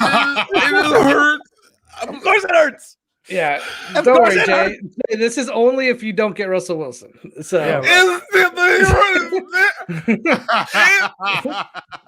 they said you don't get Russell Wilson, you get Andy Dalton. I think Alex Smith is in the conversation too. Right. I'll just say to Xavier Wiley, no, you're not. Like when this is over, I promise you're not gonna have Deshaun Watson unless there's just unless something happens where all of a sudden the tax man came for his ass and he needs to like all of a sudden play for some money to pay somebody. He's made it very clear. I just want to say, are never, ever, ever like it's not gonna happen, bro. It just really hurts when you have an organization. At least the Washington football team know what they are, and then no, they don't have a name. I mean, we have more Super Bowls. They don't have a name. We have more Super Bowls. Here, you Lord Howard chasing motherfuckers. We have more Super Bowl in our Super Bowl victories, Super Bowl trophies in our cabinets than you motherfuckers have in your entire organization. Who are you talking to? Not to me. Bears. Clearly not to me. You ain't talking about the Patriots. You ain't talking about the Bears. Anybody on this half of the show, we're doing fine. The Bears are the New York Knicks of the fucking NFL. I'll show the shit out that old ass legacy. Don't do this. Don't do this. You know what? Jay is right. The Texans are in a dark place, and I don't know if I can take it. So, Winston, what are the steps I need to take to go over to the dark side? I need to vote a Cowboys fan. Oh, hell, Jerry Jones. Here's the first thing. You don't give Jerry a goddamn thing. That's literally your drunk uncle that thinks he knows better than you, and you're like, God damn it, will you just shut up and sit the fuck down? That's the first thing. But other than that, man, I mean, you just have to get used to a life of just mediocrity. That's pretty much how that works. Yep, that's pretty much it. And the only thing you give him is plastic surgery. All right, let's see if we got any more. No, all right, let's move on to Jesus Christ. We spent an hour and a half on the NFL. Fuck. Hey, it's the number one sport in America.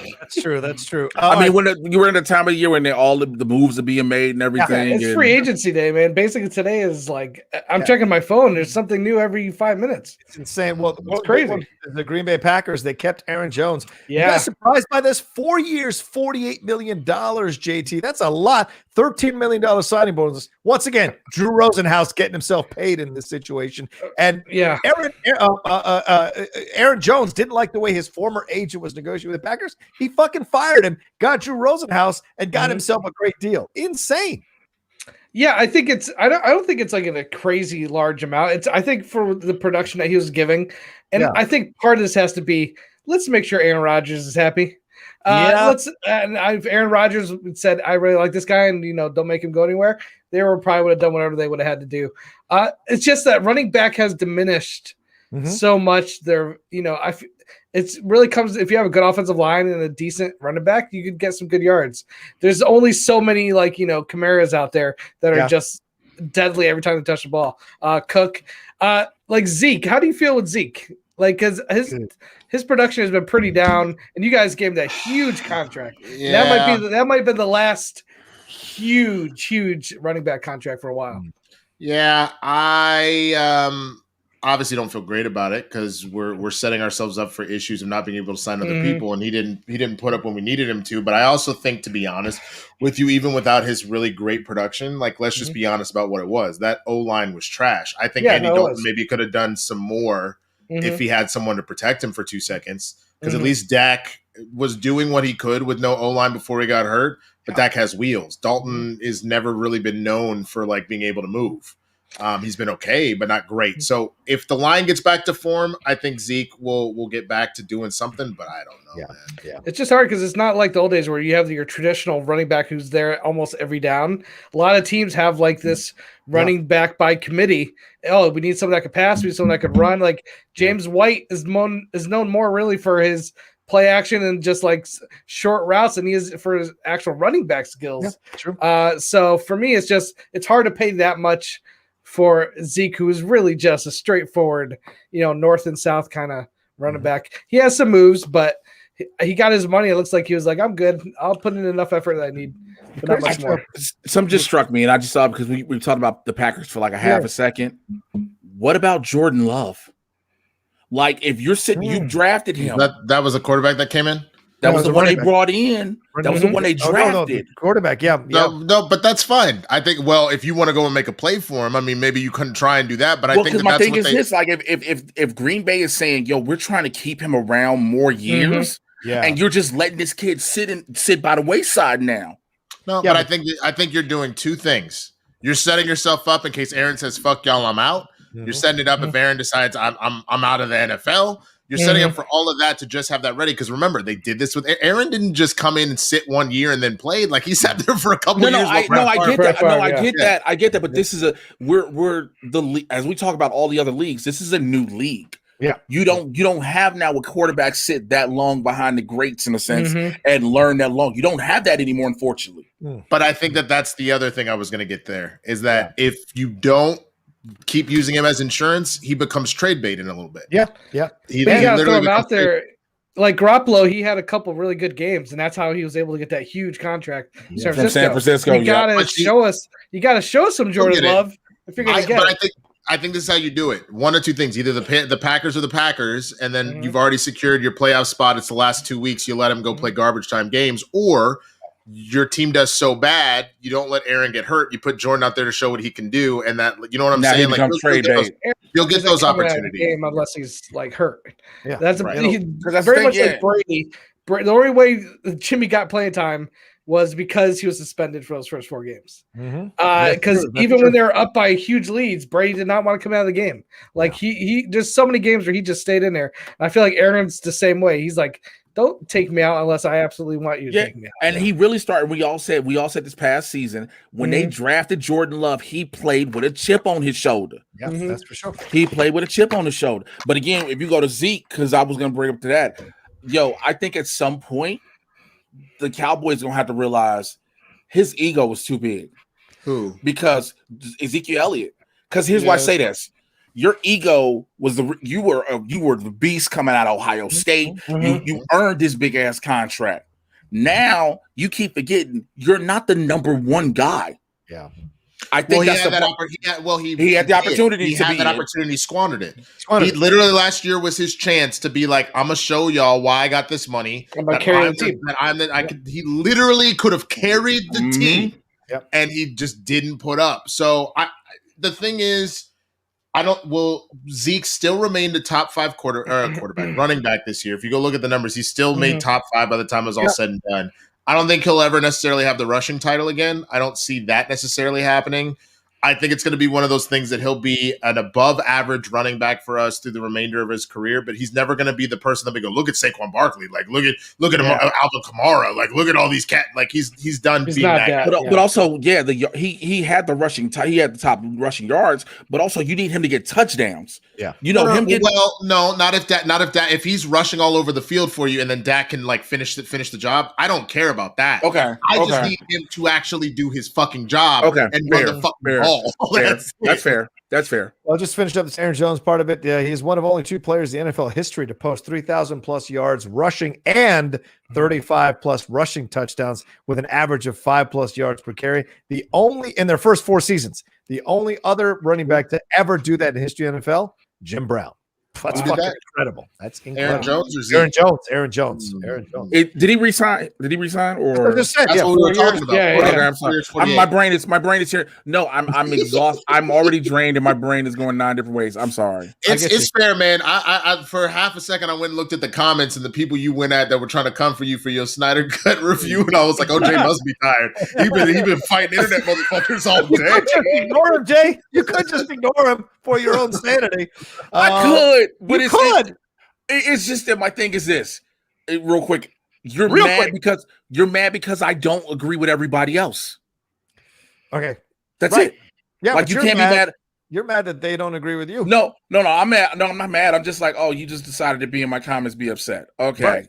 Now, like Jay didn't go find like Joe Schmo that was like, yo, man, Snyder Cut's amazing. And Jay's like, well, you're trash. Like he didn't do that. It's like he put out his review and they're like, this dude don't know what the fuck he talking about. He's like, bitch, you on my channel talking about my shit. So you're talking about mine. It's part of it. Yeah, exactly. All right. Anyway, let's jump into some NBA news.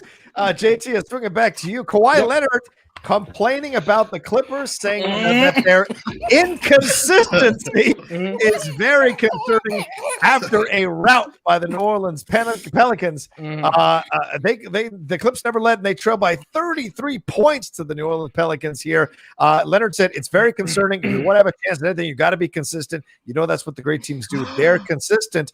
And then Ty Lue was out here saying teams are going at us and we got to put up more resistance. We can't keep talking about it. We got to we got to do it. So here we go. They lost 4 straight going into the All-Star break. They had one victory right after the All-Star break, but now this shellacking, it makes you wonder, does this team have any kind of mental energy or fortitude to actually get to the finals, Ty Lue or Doc Rivers being the coach? Yeah, I don't know. It's tough because it's weird when you look on paper, you see all this talent. But I think we all know, like, just because you throw a bunch of talent together, it really comes down to team chemistry. And there has to be that one player who's kind of like the engine. You would think that would be I guess it wouldn't be Kawhi. Who's the point guard? Beverly. Yeah, Patrick Beverly is the one I feel like is the one guy who never takes it. He never sits back and takes a game off. Yeah. He's always 100% on the court, and you would hope, like, something like that would kind of be the leader. Like, who's the leader of that team? That's the question. It's supposed to be Kawhi. It's supposed to be Kawhi, but Kawhi's never really been that guy. Not a PG experiment is a wrap. It's a fail. And PG, Paul George's not like the leader guy. Like, who's the guy there? It's supposed to be Kawhi when it comes to money and skill, but Kawhi's always been the quiet type, laid back. He's a silent assassin. He'll kill you in the game, but he's not going to be, in the one in the huddle be like, let's effing go. Like, so to me, it might be a leadership thing. It might just be like having that one player who's able to bring the team together. Because looking at it, I don't know who it is on that team. But that's the thing, man. Kawhi's a fun guy, like he has the most serial killer laugh in history. I look, as a player, Kawhi Leonard is one of the best we've seen in this generation. Let's be honest. And he plays defense and offense. Yep. Oh my God. One of the best two-way players we've seen this entire generation, but 100%. He does not make his teammates better. No. And if you need proof of that, look at the fact that the Raptors still made some pretty decent noise. They didn't have him as that lethal final little key piece. That wasn't the Superman to round out your Justice League shit, so they got mollywopped when it was time. But Toronto they still were right. They had good players, yeah, exactly. And so that's the thing. I don't think Kawhi is a leader in that regard, and it's kind of showing. And then Paul George also just ain't the one. You know what I'm saying? Yeah. So like, I think you need and Ty Lue's the man, but like he also, in my opinion, I've never looked at him and revered him as like a leader. Like there's nothing about Ty Lue that I go, God damn, that man is, because like there's plenty of coaches that I can. Doc Rivers. Doc, and you even had Doc. You even had Doc there, and they still couldn't figure it out, which I think may just go to show that the Clippers just have a lot of problems. Or maybe you're right, because I was going to say maybe it's the heart. We just talk about mental toughness and heart, and when you look at the Clippers, there is something that just that's not there. Again, the talent. JT said it. The talent on paper, you're like, there is no reason the Clippers should not be contenders. Yep. Yeah. But then you get a Paul George who, again, we all said this during the bubble. Okay, he said he had anxiety, depression. We got it because of the situation. We understood it. So we gave him the benefit of the doubt.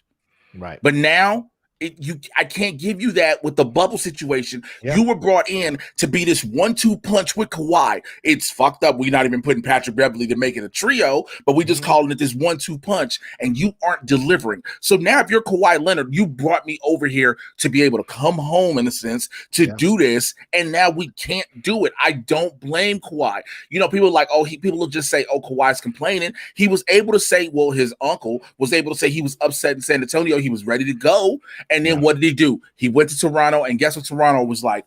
What do you need? Yeah. And what do you want? Right. And what do you want, Jay? I'm sorry. What do the fans want, Jay? Like, do they want a passionate leader? Because then if he speaks, he's complaining. If he doesn't speak, where is he? And it's just like, You can't win in that situation. And Kawhi, it's not Kawhi that should be coming down on. It's fucking PG that should be coming down on. And yeah, Patrick Beverley didn't play, but it shouldn't be one player like Patrick Beverley should make the difference when your two superstars should be carrying your team to victories here. That's ridiculous. I don't know why no one. I don't know why won't anyone go at Paul George? We saw the same shit he did at OKC. Well, I think last year, the mental health stuff, people are maybe afraid to go after Paul George too hard because of what happened last year in the bubble. I don't know. Look at the year before in OKC. Yeah, but there's a different splitter there. Because I actually had this conversation with somebody that with like some family where like an uncle of mine was like had problems with like his brother. And I was like, but my other uncle has like some depression issues and shit. Yeah. And he's like, I feel like I can't go at him because I'll break him. I was like, there's a difference. What you do is like you acknowledge kind of maybe a time when like it's like maybe today isn't a good day, but you don't get a pass just because you're depressed. You still have jobs to do, you still have relationships to maintain. Yeah. So you maybe acknowledge the fact that like in the same way that like I don't know what's a good example. You only get so many, for example, sick days in jobs. So it's one of those situations where you should use the sick days that when you're sick so you can recover and all that. Yeah. But at a certain point, if you are not able to do the job anymore, they may have to replace you. Yeah. So I feel like it's one of those things where it's like, if he's in a full episode, fine, give him a minute. You know what I'm saying? But otherwise, you need him. If he can't do the job, then he can leave. Like that's the one thing. I don't like the idea that people use mental health anything as like a scapegoat to either not address things or for someone to get a full pass. Yeah. You know what I'm saying? That's not how that works. And Deontay Woodbush in the chat brought up a good point. Kawhi did want PG. And of course, you feel like, okay, if I get this dude, so why shouldn't Kawhi be the one to say, bro, I brought you here for a reason. Yeah. Get your shit together. Yeah. Like, I brought you here. Let's do this. Again, like we'll say, if it's one of those days, okay, you're having a bad day. I get it. But I'm going to holler at you tomorrow about something because we got to do this. Because now we're looking at, again, we went through the bubble, right? Yeah. We went through the bubble. We gave teams that didn't play well some of the benefit of the doubt. We were like, okay, we understand all the situations, everything, the environment. Now you're playing a full season. Y'all on the road. Y'all moving around. There ain't no reason to be like, again, on paper, the Clippers should be contenders. Yeah. Yep. Don't disagree. Yeah. When I flip through NBA 2K on my PS5 and I see that Clippers team, I'm like, I'm going to take them almost every time because of all those weapons. It's like it translates to 2K perfectly. Yeah. Yep, it's true. That's the situation there. All right. Well, we'll see what happens with the Clippers. I mean, they're going to be taking on taking on your Mavericks tonight there. Yes, they are. And remember how the season started? Yeah, that's right. Let's go, motherfucker. And we fucking rolling right now, baby. Let's go. You guys look good, that's for sure. Let's get some thoughts on you. Some of the trade rumors that are rolling around. Kyle Lowry, LaMarcus Aldridge, Ricky Rubio. All these people are attached possibly to the Heat, for God's sake. I'll swing back over to you, JT, on this. What is your feeling on where do you think Kyle Lowry's going? Do you think he's staying? Do you think he'll roll on over to the Heat?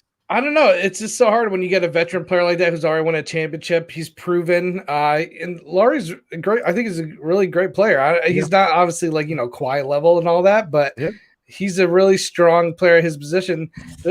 Any team could use him. Do they say where he might be going? Is just the Heat? That's the Heat. The Heat is the rumor right now. And look, Lowry is averaging 18 points on 45% shooting from the field.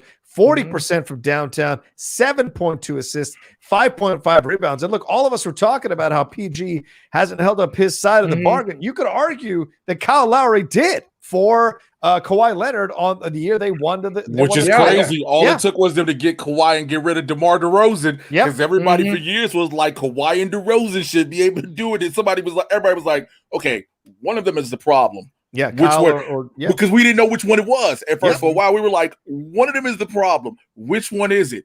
DeRozan goes to San Antonio. Here comes Kawhi, and you're like, well, that answered that real quick. Drummond has not gone anywhere. Boogie Cousins, I don't know if anyone's going to pick him up. Boogie will always have a job. Boogie's like Fitzpatrick. Boogie is the NBA's Fitzpatrick. Boogie will find a job. He will find a team. Yeah, I mean, March 25th is the deadline, so I think we're going to see a lot of moves this next coming week. I'm still waiting for Celtics to figure out Sutton. Yeah. I don't know what they're going to do. They've been looking at Harrison Barnes, Jeremy Grant, yeah. and Vucevic. So Vucevic is the one I would kind of like to see happen. So, yeah, I mean, these are quality players. These aren't like, losers just being thrown out there. These are teams that want to contribute to a championship winning or a team that has a chance to win championship. So I'm just can't wait till the dust settles and we kind of finally know where we're going into the playoffs. And let me ask you a question here, Jay, swinging back around to you. Oladipo for the Rockets, there are rumors that he is linked to the Knicks. And the Knicks right now are in that playoff conversation. Can we talk about the Knicks real quick? Right. Go ahead. Let's talk about the Knicks. I was real talking quick. about the Knicks. Okay, Bro. that was the most ESPN shit ever. Can we talk about the Knicks real quick? I thought I Go was ahead. talking about the yeah, but fine. Winston, if you want to take it, or Jay, like, what do you guys think about? Okay, go ahead. I mean, All he right. went so hard as to. Can All we right. talk about the Knicks? No, talk to I me. went full Stephen A. for a moment, bro. I'm gonna tell you this. I All think right. the Knicks have fucked themselves. Wow, really? Wow. I'm gonna tell you why. Please. Karma is a motherfucker. Oh. And you took maybe the greatest Nick of all time and disrespected him in his house. It started with Charles Oakley. Oh, yeah. You Okay. followed it up with Spike Lee. And then now- Patrick Ewing. and now Patrick Patrick Ewing. Ewing. Yeah. And he's Yeah, I like, saw bitch, this my house. And you go, what? So, yeah, they may be rolling on the court right now. I promise you, that karma coming back like a motherfucker. But that karma, but it only. I'm literally believe it's only one person. It's Dolan. They gotta. Dolan needs to the car. It's the energy, just like we talk about the Washington football team and Dan Snyder. Yeah. It is literally James Dolan with the Knicks until everybody is like fucking Dolan. The fact that they are still able to get people to come over there, it's a testament right now to Tom Thibodeau. Let's just keep it a buck, because if it wasn't with Tom Thibodeau, everybody like, I'm not going to motherfucking New York. Yeah, the Knicks have won 5 out of 7. They're 20-19 right now, a game over 500, 7 games back off the lead in their own proper division, but they're 7th right now in the conference. So, I mean, if they make a move for Oladipo, then all of a sudden this becomes a whole nother conversation. I don't care if LeBron James said, fuck the Lakers, I'm going to Dallas right now, and it was Dallas and Luka and Porzingis, and they were going to go off. If Dirk Nowitzki was treated with any sort of disrespect in that building, I guarantee you, everybody's ACL going out. Nobody's winning the ring ever again. How the fuck you gonna do Your this to ACLs though? I think this is perfect. Imagine asking Derek Jeter for his ID when he visits. Thank you. Yeah. Thank Like you. the other guy. First of all, how many old black men look like Patrick Ewing? You know that monkey With his face. Caribbean ass, bro. You know That's that Caribbean clearly face. Patrick You know that. Ewing. You know that's him. What are you doing? You look at that. How you nigga not like, gonna you let like, Ewing come in the building? The you know, fuck? like, who is that? This nigga face on the wall, like he said, Patrick's like, sir, we don't know who you are. Turn around real quick. Turn around real quick. Like, turn around what? The picture behind you? That's me. That's me. Are Knick fans like coming to his defense? Like, oh if yeah, if Larry Bird got kicked out of the Garden, there would be a riot. It would be like the They're Boston pissed. Tea Massacre, man. No, First of all, I would not see that. Massacre. Not the Boston Tea Party, said the Boston Tea Massacre. Boston, it's going to be a massacre. They fucking kicked out Larry Bird. Bro, People can you die. imagine Tom Brady comes home, they're like, yeah, you can't come in Gillette, son. Oh, shit, Boston would burn. Oh, it would burn to the ground. That's like saying Michael Jordan can't come in the United Center. Oh, look. Yeah. You guys are characterizing it. It wasn't he couldn't come in. It was that the people kept asking him for his credentials. He was Who coaching. the fuck? I know. Patrick. I agree with you. He is first of all a New York Knicks Patrick, legend. This nigga is 7 feet tall. Yes, Like, That's that's the funny part. Literally, I guarantee you, they asked for his ID, and he's like, Yeah. bitch, and he points to the wall, and he's like right there holding a ball like this and shit, and they're like, Can you make that? Because these security guards are fucking 20 years old. They haven't watched anything. He is on the wall. I know. I agree with you. Yeah, he's on the NBA Classic team in 2K. Everyone knows that. Here we go. Rule of thumb for Madison Square Garden security: if an elderly 7-foot black man, let him go. Let him go. I think It's that's only a few old 7 feet black dudes that know Bill exactly Russell. where to go in. Especially if he is 7 foot tall, over 7 foot, and the motherfucker is wearing the Georgetown logo. Bitch, like, do you not like? Not even just that. He said hi, and all his big ass paw just waves in front of you. Yeah. His hand his big ass bear paw just comes out. Hey, how you doing? Hey, sir, we need your credentials. If you from yes, but And from a you're coaching. talent standpoint, from a Hey, talent Chris Lee just said the standpoint, greatest shit though in the comments. Does John Starks on the end have to pay to get in the building? look, all I'll say is this: No, he's the security. talent- He's the security guard. So He's he can't come in. Yo, security guard. You see that security guard? Obviously, he's safe John jam. Starks. No. Patrick, you can't get in. Say, wait a minute. Say, Oh. we Played say together, John you son of a- Starks. Say John Starks is like, I don't know you. John, it's me. Who are you? Do you say John. ring? Do you say ring on this fingers? That's so man. so Oh, crazy. man. That is but so like, bad. but that's three Nick legends now. Even though one of them is a fan, but I can't think of somebody that's done more Yeah. for the recognition and the brand of the Knicks than Spike Lee. Right. I honestly don't. Mm, Like he's yeah. the same way Billy Crystal and Jack Nicholson for these two out here. I don't know a single individual civilian that has done more for a basketball team than Spike Lee. Yeah. And they were giving him shit. So like there's something in the water over there, bro. I don't know.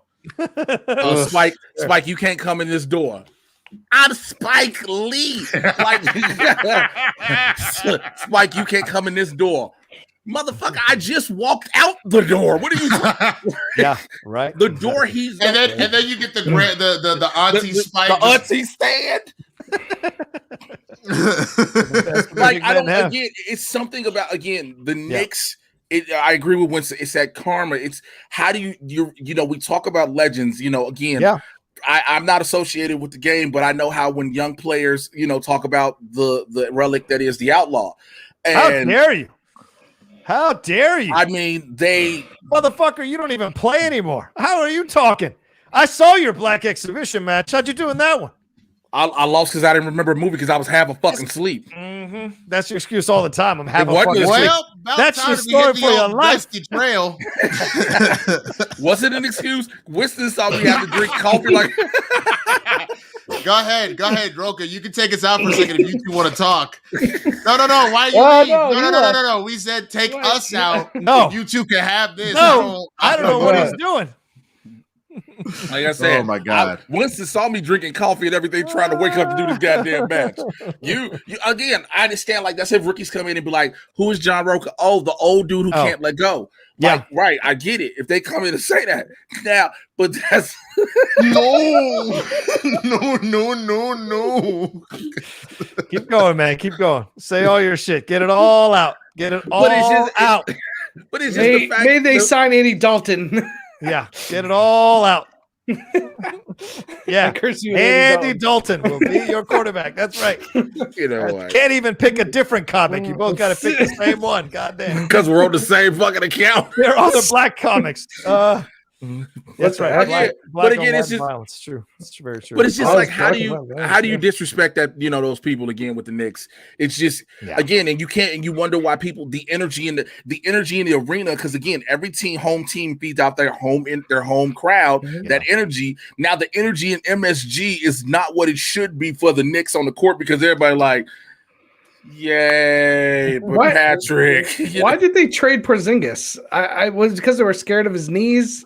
It was, I don't know what you're thinking there. he wasn't happy. Oh, is my camera I know, still I on? know he Yeah. was. He wanted out too, but Yeah. He man, wanted it's out. like, and that's what you get for trading Jeremy Lin. That too. That's bad karma too. That was Jeremy bad Lin karma was too, killing. man. Yeah. Boston is we're guilty too. We got rid of Isaiah when we should have give him a little more respect. Maybe. But you won titles. That's what matters. I mean, you know what it was? Porzingis was like, look, I know y'all not going to let my 7-foot ass back in this building if I win you a ring, so I'm going to get the fuck up out of here. I hear what you're doing to the black people. Not taking a chance. You gotta go. Oh, man. Crazy. Keep an eye on free agency here. Yeah. Dude, keep an eye on free agency. I'm going to keep an eye on Jay Washington in a second, man. Yeah. Shut your fucking mouth off about something you haven't been doing in years. Wait, shut up, man. I'm going to come through this. That's right.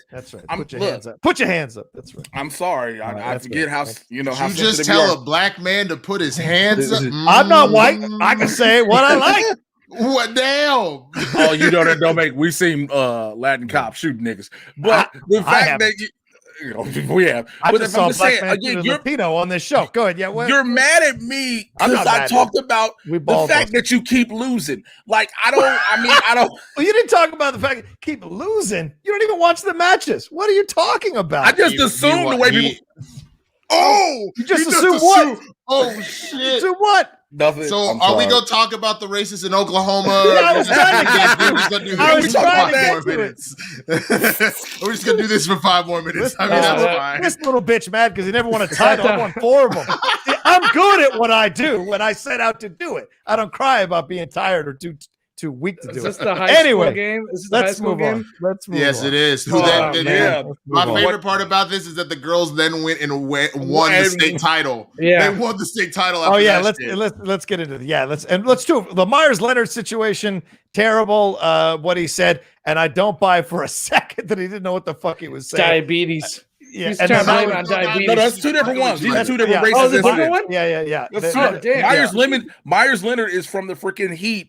Yeah. He was literally did a Jewish that's the Jewish one. Yeah. He said the anti-Semitic. I thought we were talking about the high school one. Okay. Now, the high school. We are talking about the high school one. That was Oklahoma. I just want to throw in the Meyers Leonard situation as well. But they fined him $50,000. I think he can't play for a week, and we'll see where you go from that. But that excuse that he didn't know what phrase he was using is don't say that no more. Yeah, Julian Edelman wrote a whole thing to him on social media. Yeah, he's a good man, Julian, to trying to educate people instead of getting angry. Love that. You got to respect that. But yeah, the other thing that happened, which a number of people asked us to talk about over the last few days, is a high school sports announcer this past Thursday rather, made some remarks at a high school girls basketball game, Norman High School versus Midwest City in the Oklahoma 6A state basketball tournament. Some of the girls kneeled during the anthem. He didn't notice or forgot that the mic was on, and he said, "I hope Norman gets their ass kicked because these girls were kneeling. F them. I hope they lose. If they're going to kneel like that, hell no." And then use the N-word, calling He said effing. He said effing. Effing. Yeah, effing. It was like, I just watched Mississippi Burning recently, and I had flashbacks. It sounded like a character from Mississippi Burning. I was like, this is the most hateful sounding, racist sounding, bro. And the thing is, here's what he said. "I will state that I suffered type 1 diabetes." He was trying to apologize, and during the game, my sugar was spiking. I'm not excusing my remarks. It's not unusual for my sugar spikes. I know that I become disoriented. What the fuck? I know, I got a cousin that got diabetes, and he never once had too much sugar in his system. Talking about fucking cracker ass crackers. That never came out of his mouth. The way he said it. I knew this was going to be. He said, first of all, the way he said it. He said it most comfortable. It's almost like a comfortable. Right. Yeah. So people use it. Again, if the mics weren't on, he still would have said it. That's the thing we don't. Again, he thought the mic was off. He thought the mic was off. Yeah, that's what I'm saying. He thought the mic was off. But the thing I hate the most is I hate the apology. Not for the excuse. Right. Not for the excuse. Yeah, there's no apology that would make that better. There's no apology that would have made that. But on top of that, this is the thing that kills me. This motherfucker is talking about how mad he is that the girls are kneeling during the national anthem, and yet this little bitch talked all through the great fucking national anthem. That's everybody has complained about the anthem when players were kneeling. That if you ask every single one of them the question, are you standing, saluting, and shutting up when it happens? Now they'll tell you, yeah, I do. You're a lie.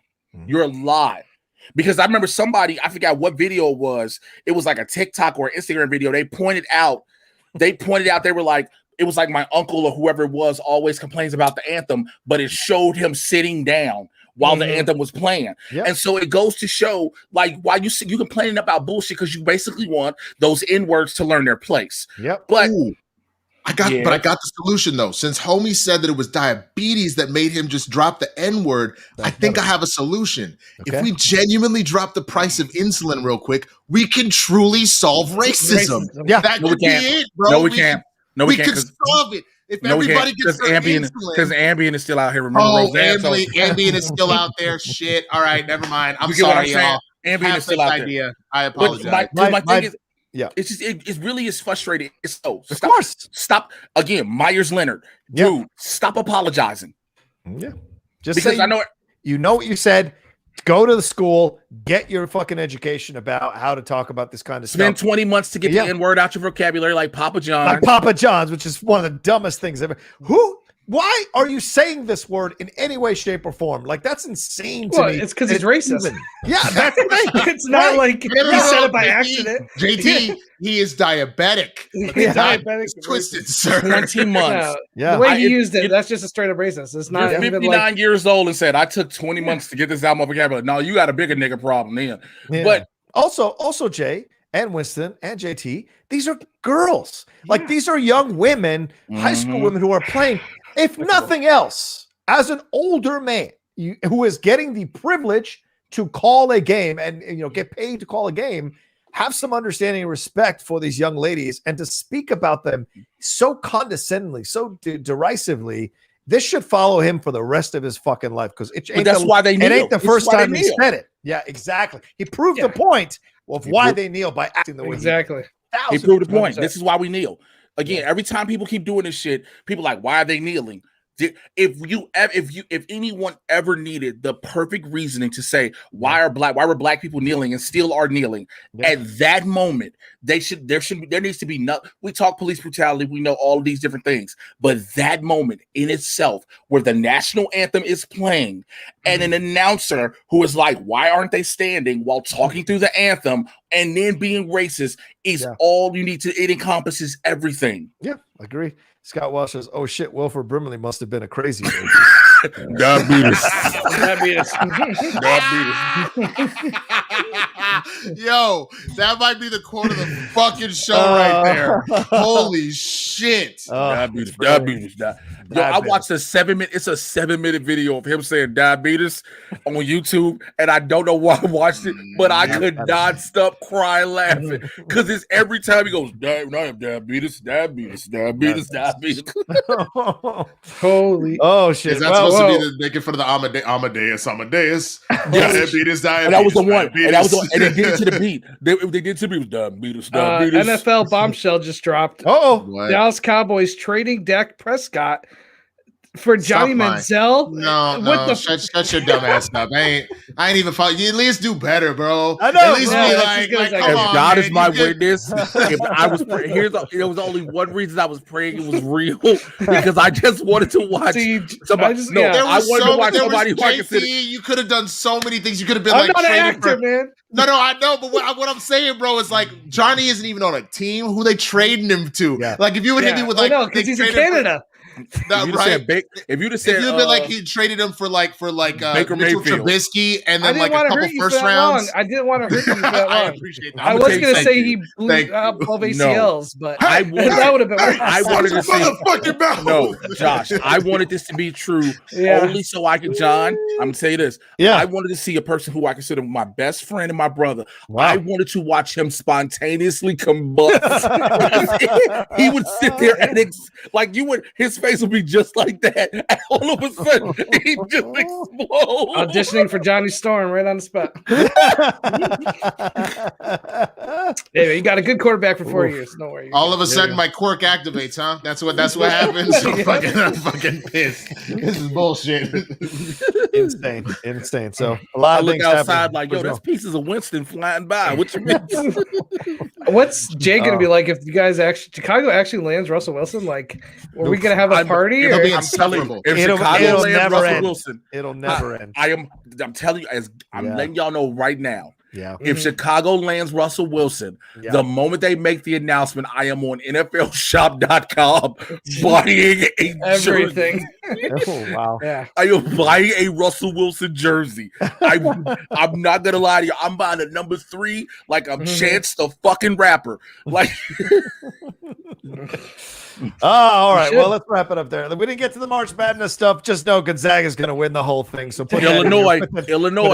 How many teams have been kicked out? I feel like I'm watching out more teams not playing than Louisville. A lot of the Louisville fans are bitching that they didn't get in. I think they have more of a case with the Syracuse situation. The Drake kind of earned their way in there, got upset, so they're fine. Or Creighton as well, who Georgetown destroyed for the Big East title.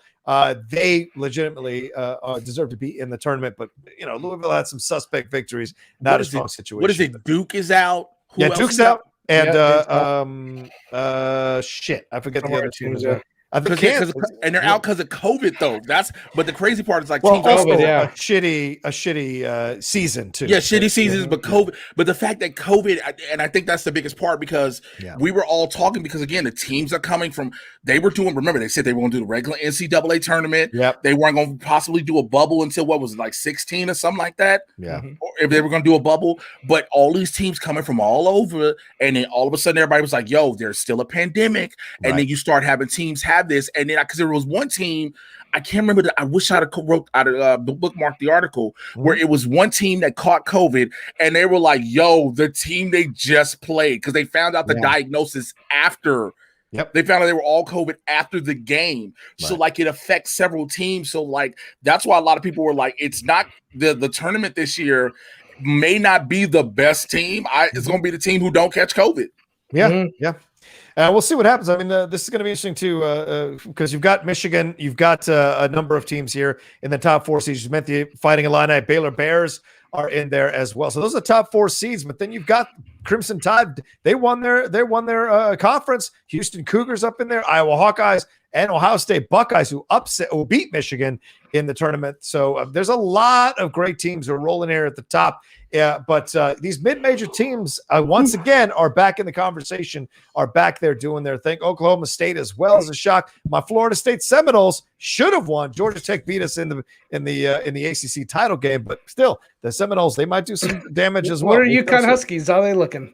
UConn Huskies.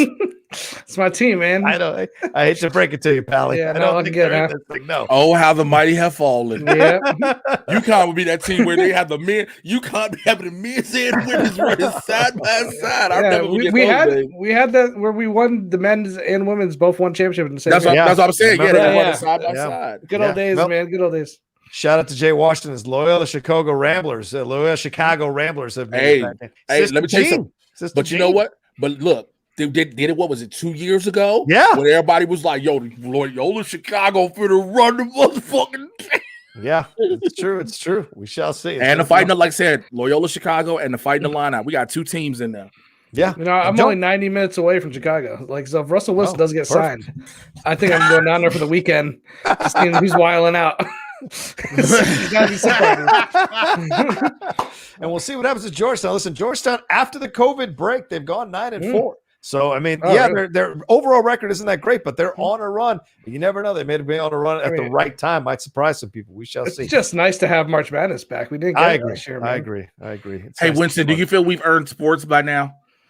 Because remember this time, like when we were starting the pandemic a year ago, and we were getting we got towards we were going towards maybe what was it, July, August, when the talk of sports coming back, and you were like, we haven't earned sports. I remember that.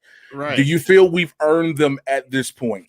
Fuck no, but whatever. That's that's life, bro. Like I don't. What are you talking about? It's life. I just want to know because again, you know how many times people have not earned things and just gotten them? Like, come on. I mean, come on. I mean, it was so hard. Fuck no. All right, let's get on out of here. We've done this for 2 hours. Thank you all so much for joining us here. Please remember to hit that like button. If you're watching us later, a lot of you do, please leave a comment down below as well. And hey, this is Sports Talk here amongst all us fucking film nerds. We love talking sports. It's not your daddy's sports center. This is an authentically fun show. We're not beholden to teams, conferences, or sponsors. We do our own thing. So send it around, spread it around. Tell your other friends who love love sports stuff, sports talk, to come and be a part of the Game Time family and the Game Time crew with us. So every Monday we're doing this live. So thank you all so much for doing it. Thanks to Winston A. Marshall. Winston, what do you got to plug, my man? Blurred's tomorrow and Thursday, 2 p.m. Pacific. The big thing going on this week, we have an IG show takeover. So our regular time slot, 9 to 10, we'll be talking about the Falcon and Winter Soldier series premiere. But then from 10 to noon, we will be taking over SEN Live, and we're going to be talking about the Snyder Cut. We'll have a different panel for each particular thing. Bring me out, baby. I'd love to talk some Snyder Cut. There we go. You want to come hang? Hell yeah. 5. Let's do 5. All right, shit. Well, fuck it. Then let's make it happen. So, definitely come through. JT, I'll text you when we get off the air, but come through, hang out, come talk about the 2 biggest shows that show and then movie that are dropping this week and maybe for the coming months. So you definitely do not want to miss it. There you go. All right, Winston. I'm sorry, Jay. What do you got rolling on, my man? Like he said, Blurred's tomorrow and Thursday. We're talking vaccinations tomorrow because both of us are almost fully vaccinated. I just wanted to sit there. I just felt like I should. I'm excited to say I got my Johnson & Johnson. So I got my 1 shot. So yeah, we're doing that Tuesday and Thursday. Make sure you come through 2 p.m. Pacific, 5 p.m. on the East Coast. We are at our regular time on Tuesday and Thursday this week. Just so everybody knows, we're back on the regular schedule. My Snyder Cut review is up right now. I'm all that aside. If you want to know my thoughts on it, fully going, went in hoping for I wanted to be proven wrong. Just to find out, read my review on that. And my Falcon and Winter Soldier review drops on Friday as well. The first episode is amazing. It is phenomenal. Like, again, it should have been Black Widow, then Falcon Winter Soldier before we got WandaVision. So what you're getting is that, like, boom, boom, boom, boom, boom, back at it from Marvel. So yeah, do that. Mad Titan podcast. I'm working on getting a co-host for that because I'm not trying to talk an hour and a half about all this shit by myself. I'm just not. So I'm working on that. And that's really it. All right, there you go. All right, JT, what do you got, brother? I'm looking forward to watching the Snyder Cut. Be sure you all out there watch it and make sure you message Jay. Let him know how much you love it. That it's a masterpiece. I can't wait to watch it. You just wanted to use that word, didn't you? You wanted to use that word. I'm super excited to watch it. I hated the theatrical cut, and there have been some good positive reviews. I think it's at like 75% on Rotten Tomatoes. But I think from what I'm hearing, if you're not a fan of what Zack Snyder did before this ain't going to change your mind. But if you like it, you're going to like this. So I'm excited to watch it. I'm pumped. That's my only that and Winter Soldier. Those are the only 2 things I'm looking forward to. Well, that's my thing too. Real quick, I have to get this off my soul. There were so many people who were gonna go in and love this regardless. Of course, especially the release the Snyder Cut people. The release the Snyder Cut people are gonna love it regardless. That's the thing. I don't think people understand. Some people are like, well, people are gotta like it and think it's a good movie. There was some people, no matter what. We all have those with our favorite shows and movies and directors that no matter what they put out, we're gonna be like, it's great, and people forget that. Yeah, but I will say this: there are some critics out there who were not looking forward to watching this movie and have come pretty positive on it. And I'm like, that gives me, some hope. Yep. There are a lot of critics who stepped forward and said they liked it. Owen Gleiberman, Scott Manzel over at Hollywood Critics Association, I think he called it a masterpiece. I think he loved it. So you just never know who's going to like it, who's not. But it's divisive. There we go. I can't wait to hear your thoughts on it too, John. Yeah, if I get a shot to watch it before Thursday, we'll see. I don't have the context Jay has, clearly. I didn't get a chance to see it, so we shall see. All right, that's it. We're out of here. Thank you all so much. Follow me at The Rocha Says on Twitter and on Instagram. Subscribe down below. More than anything else, we're close to crossing that 16,300 mark. So if you haven't subscribed, subscribe now. Get us marching towards 17,000 more and more. And we will be having the reviews of Falcon and Winter Soldier, the Geek Buddies. We will be doing that. Mike Kalinowski has agreed to come with us on this ride through Falcon and Winter Soldier. So we will be dropping those this weekend. And we'll be doing a Geek Buddies Snyder Cut review. The 4 of us with Kalinowski going crazy about this movie, going ham. It might be live. So stay tuned for you get Jay on that later this week. Mike on the show together? No, I'm not doing that. Nor am I getting Lon Harris on the show either. All right. Thanks, everybody. We love you all madly. Please remember to hit that like button. Like I said, we'll talk to you next time on another brand new I need to go for a run. Of Game Time.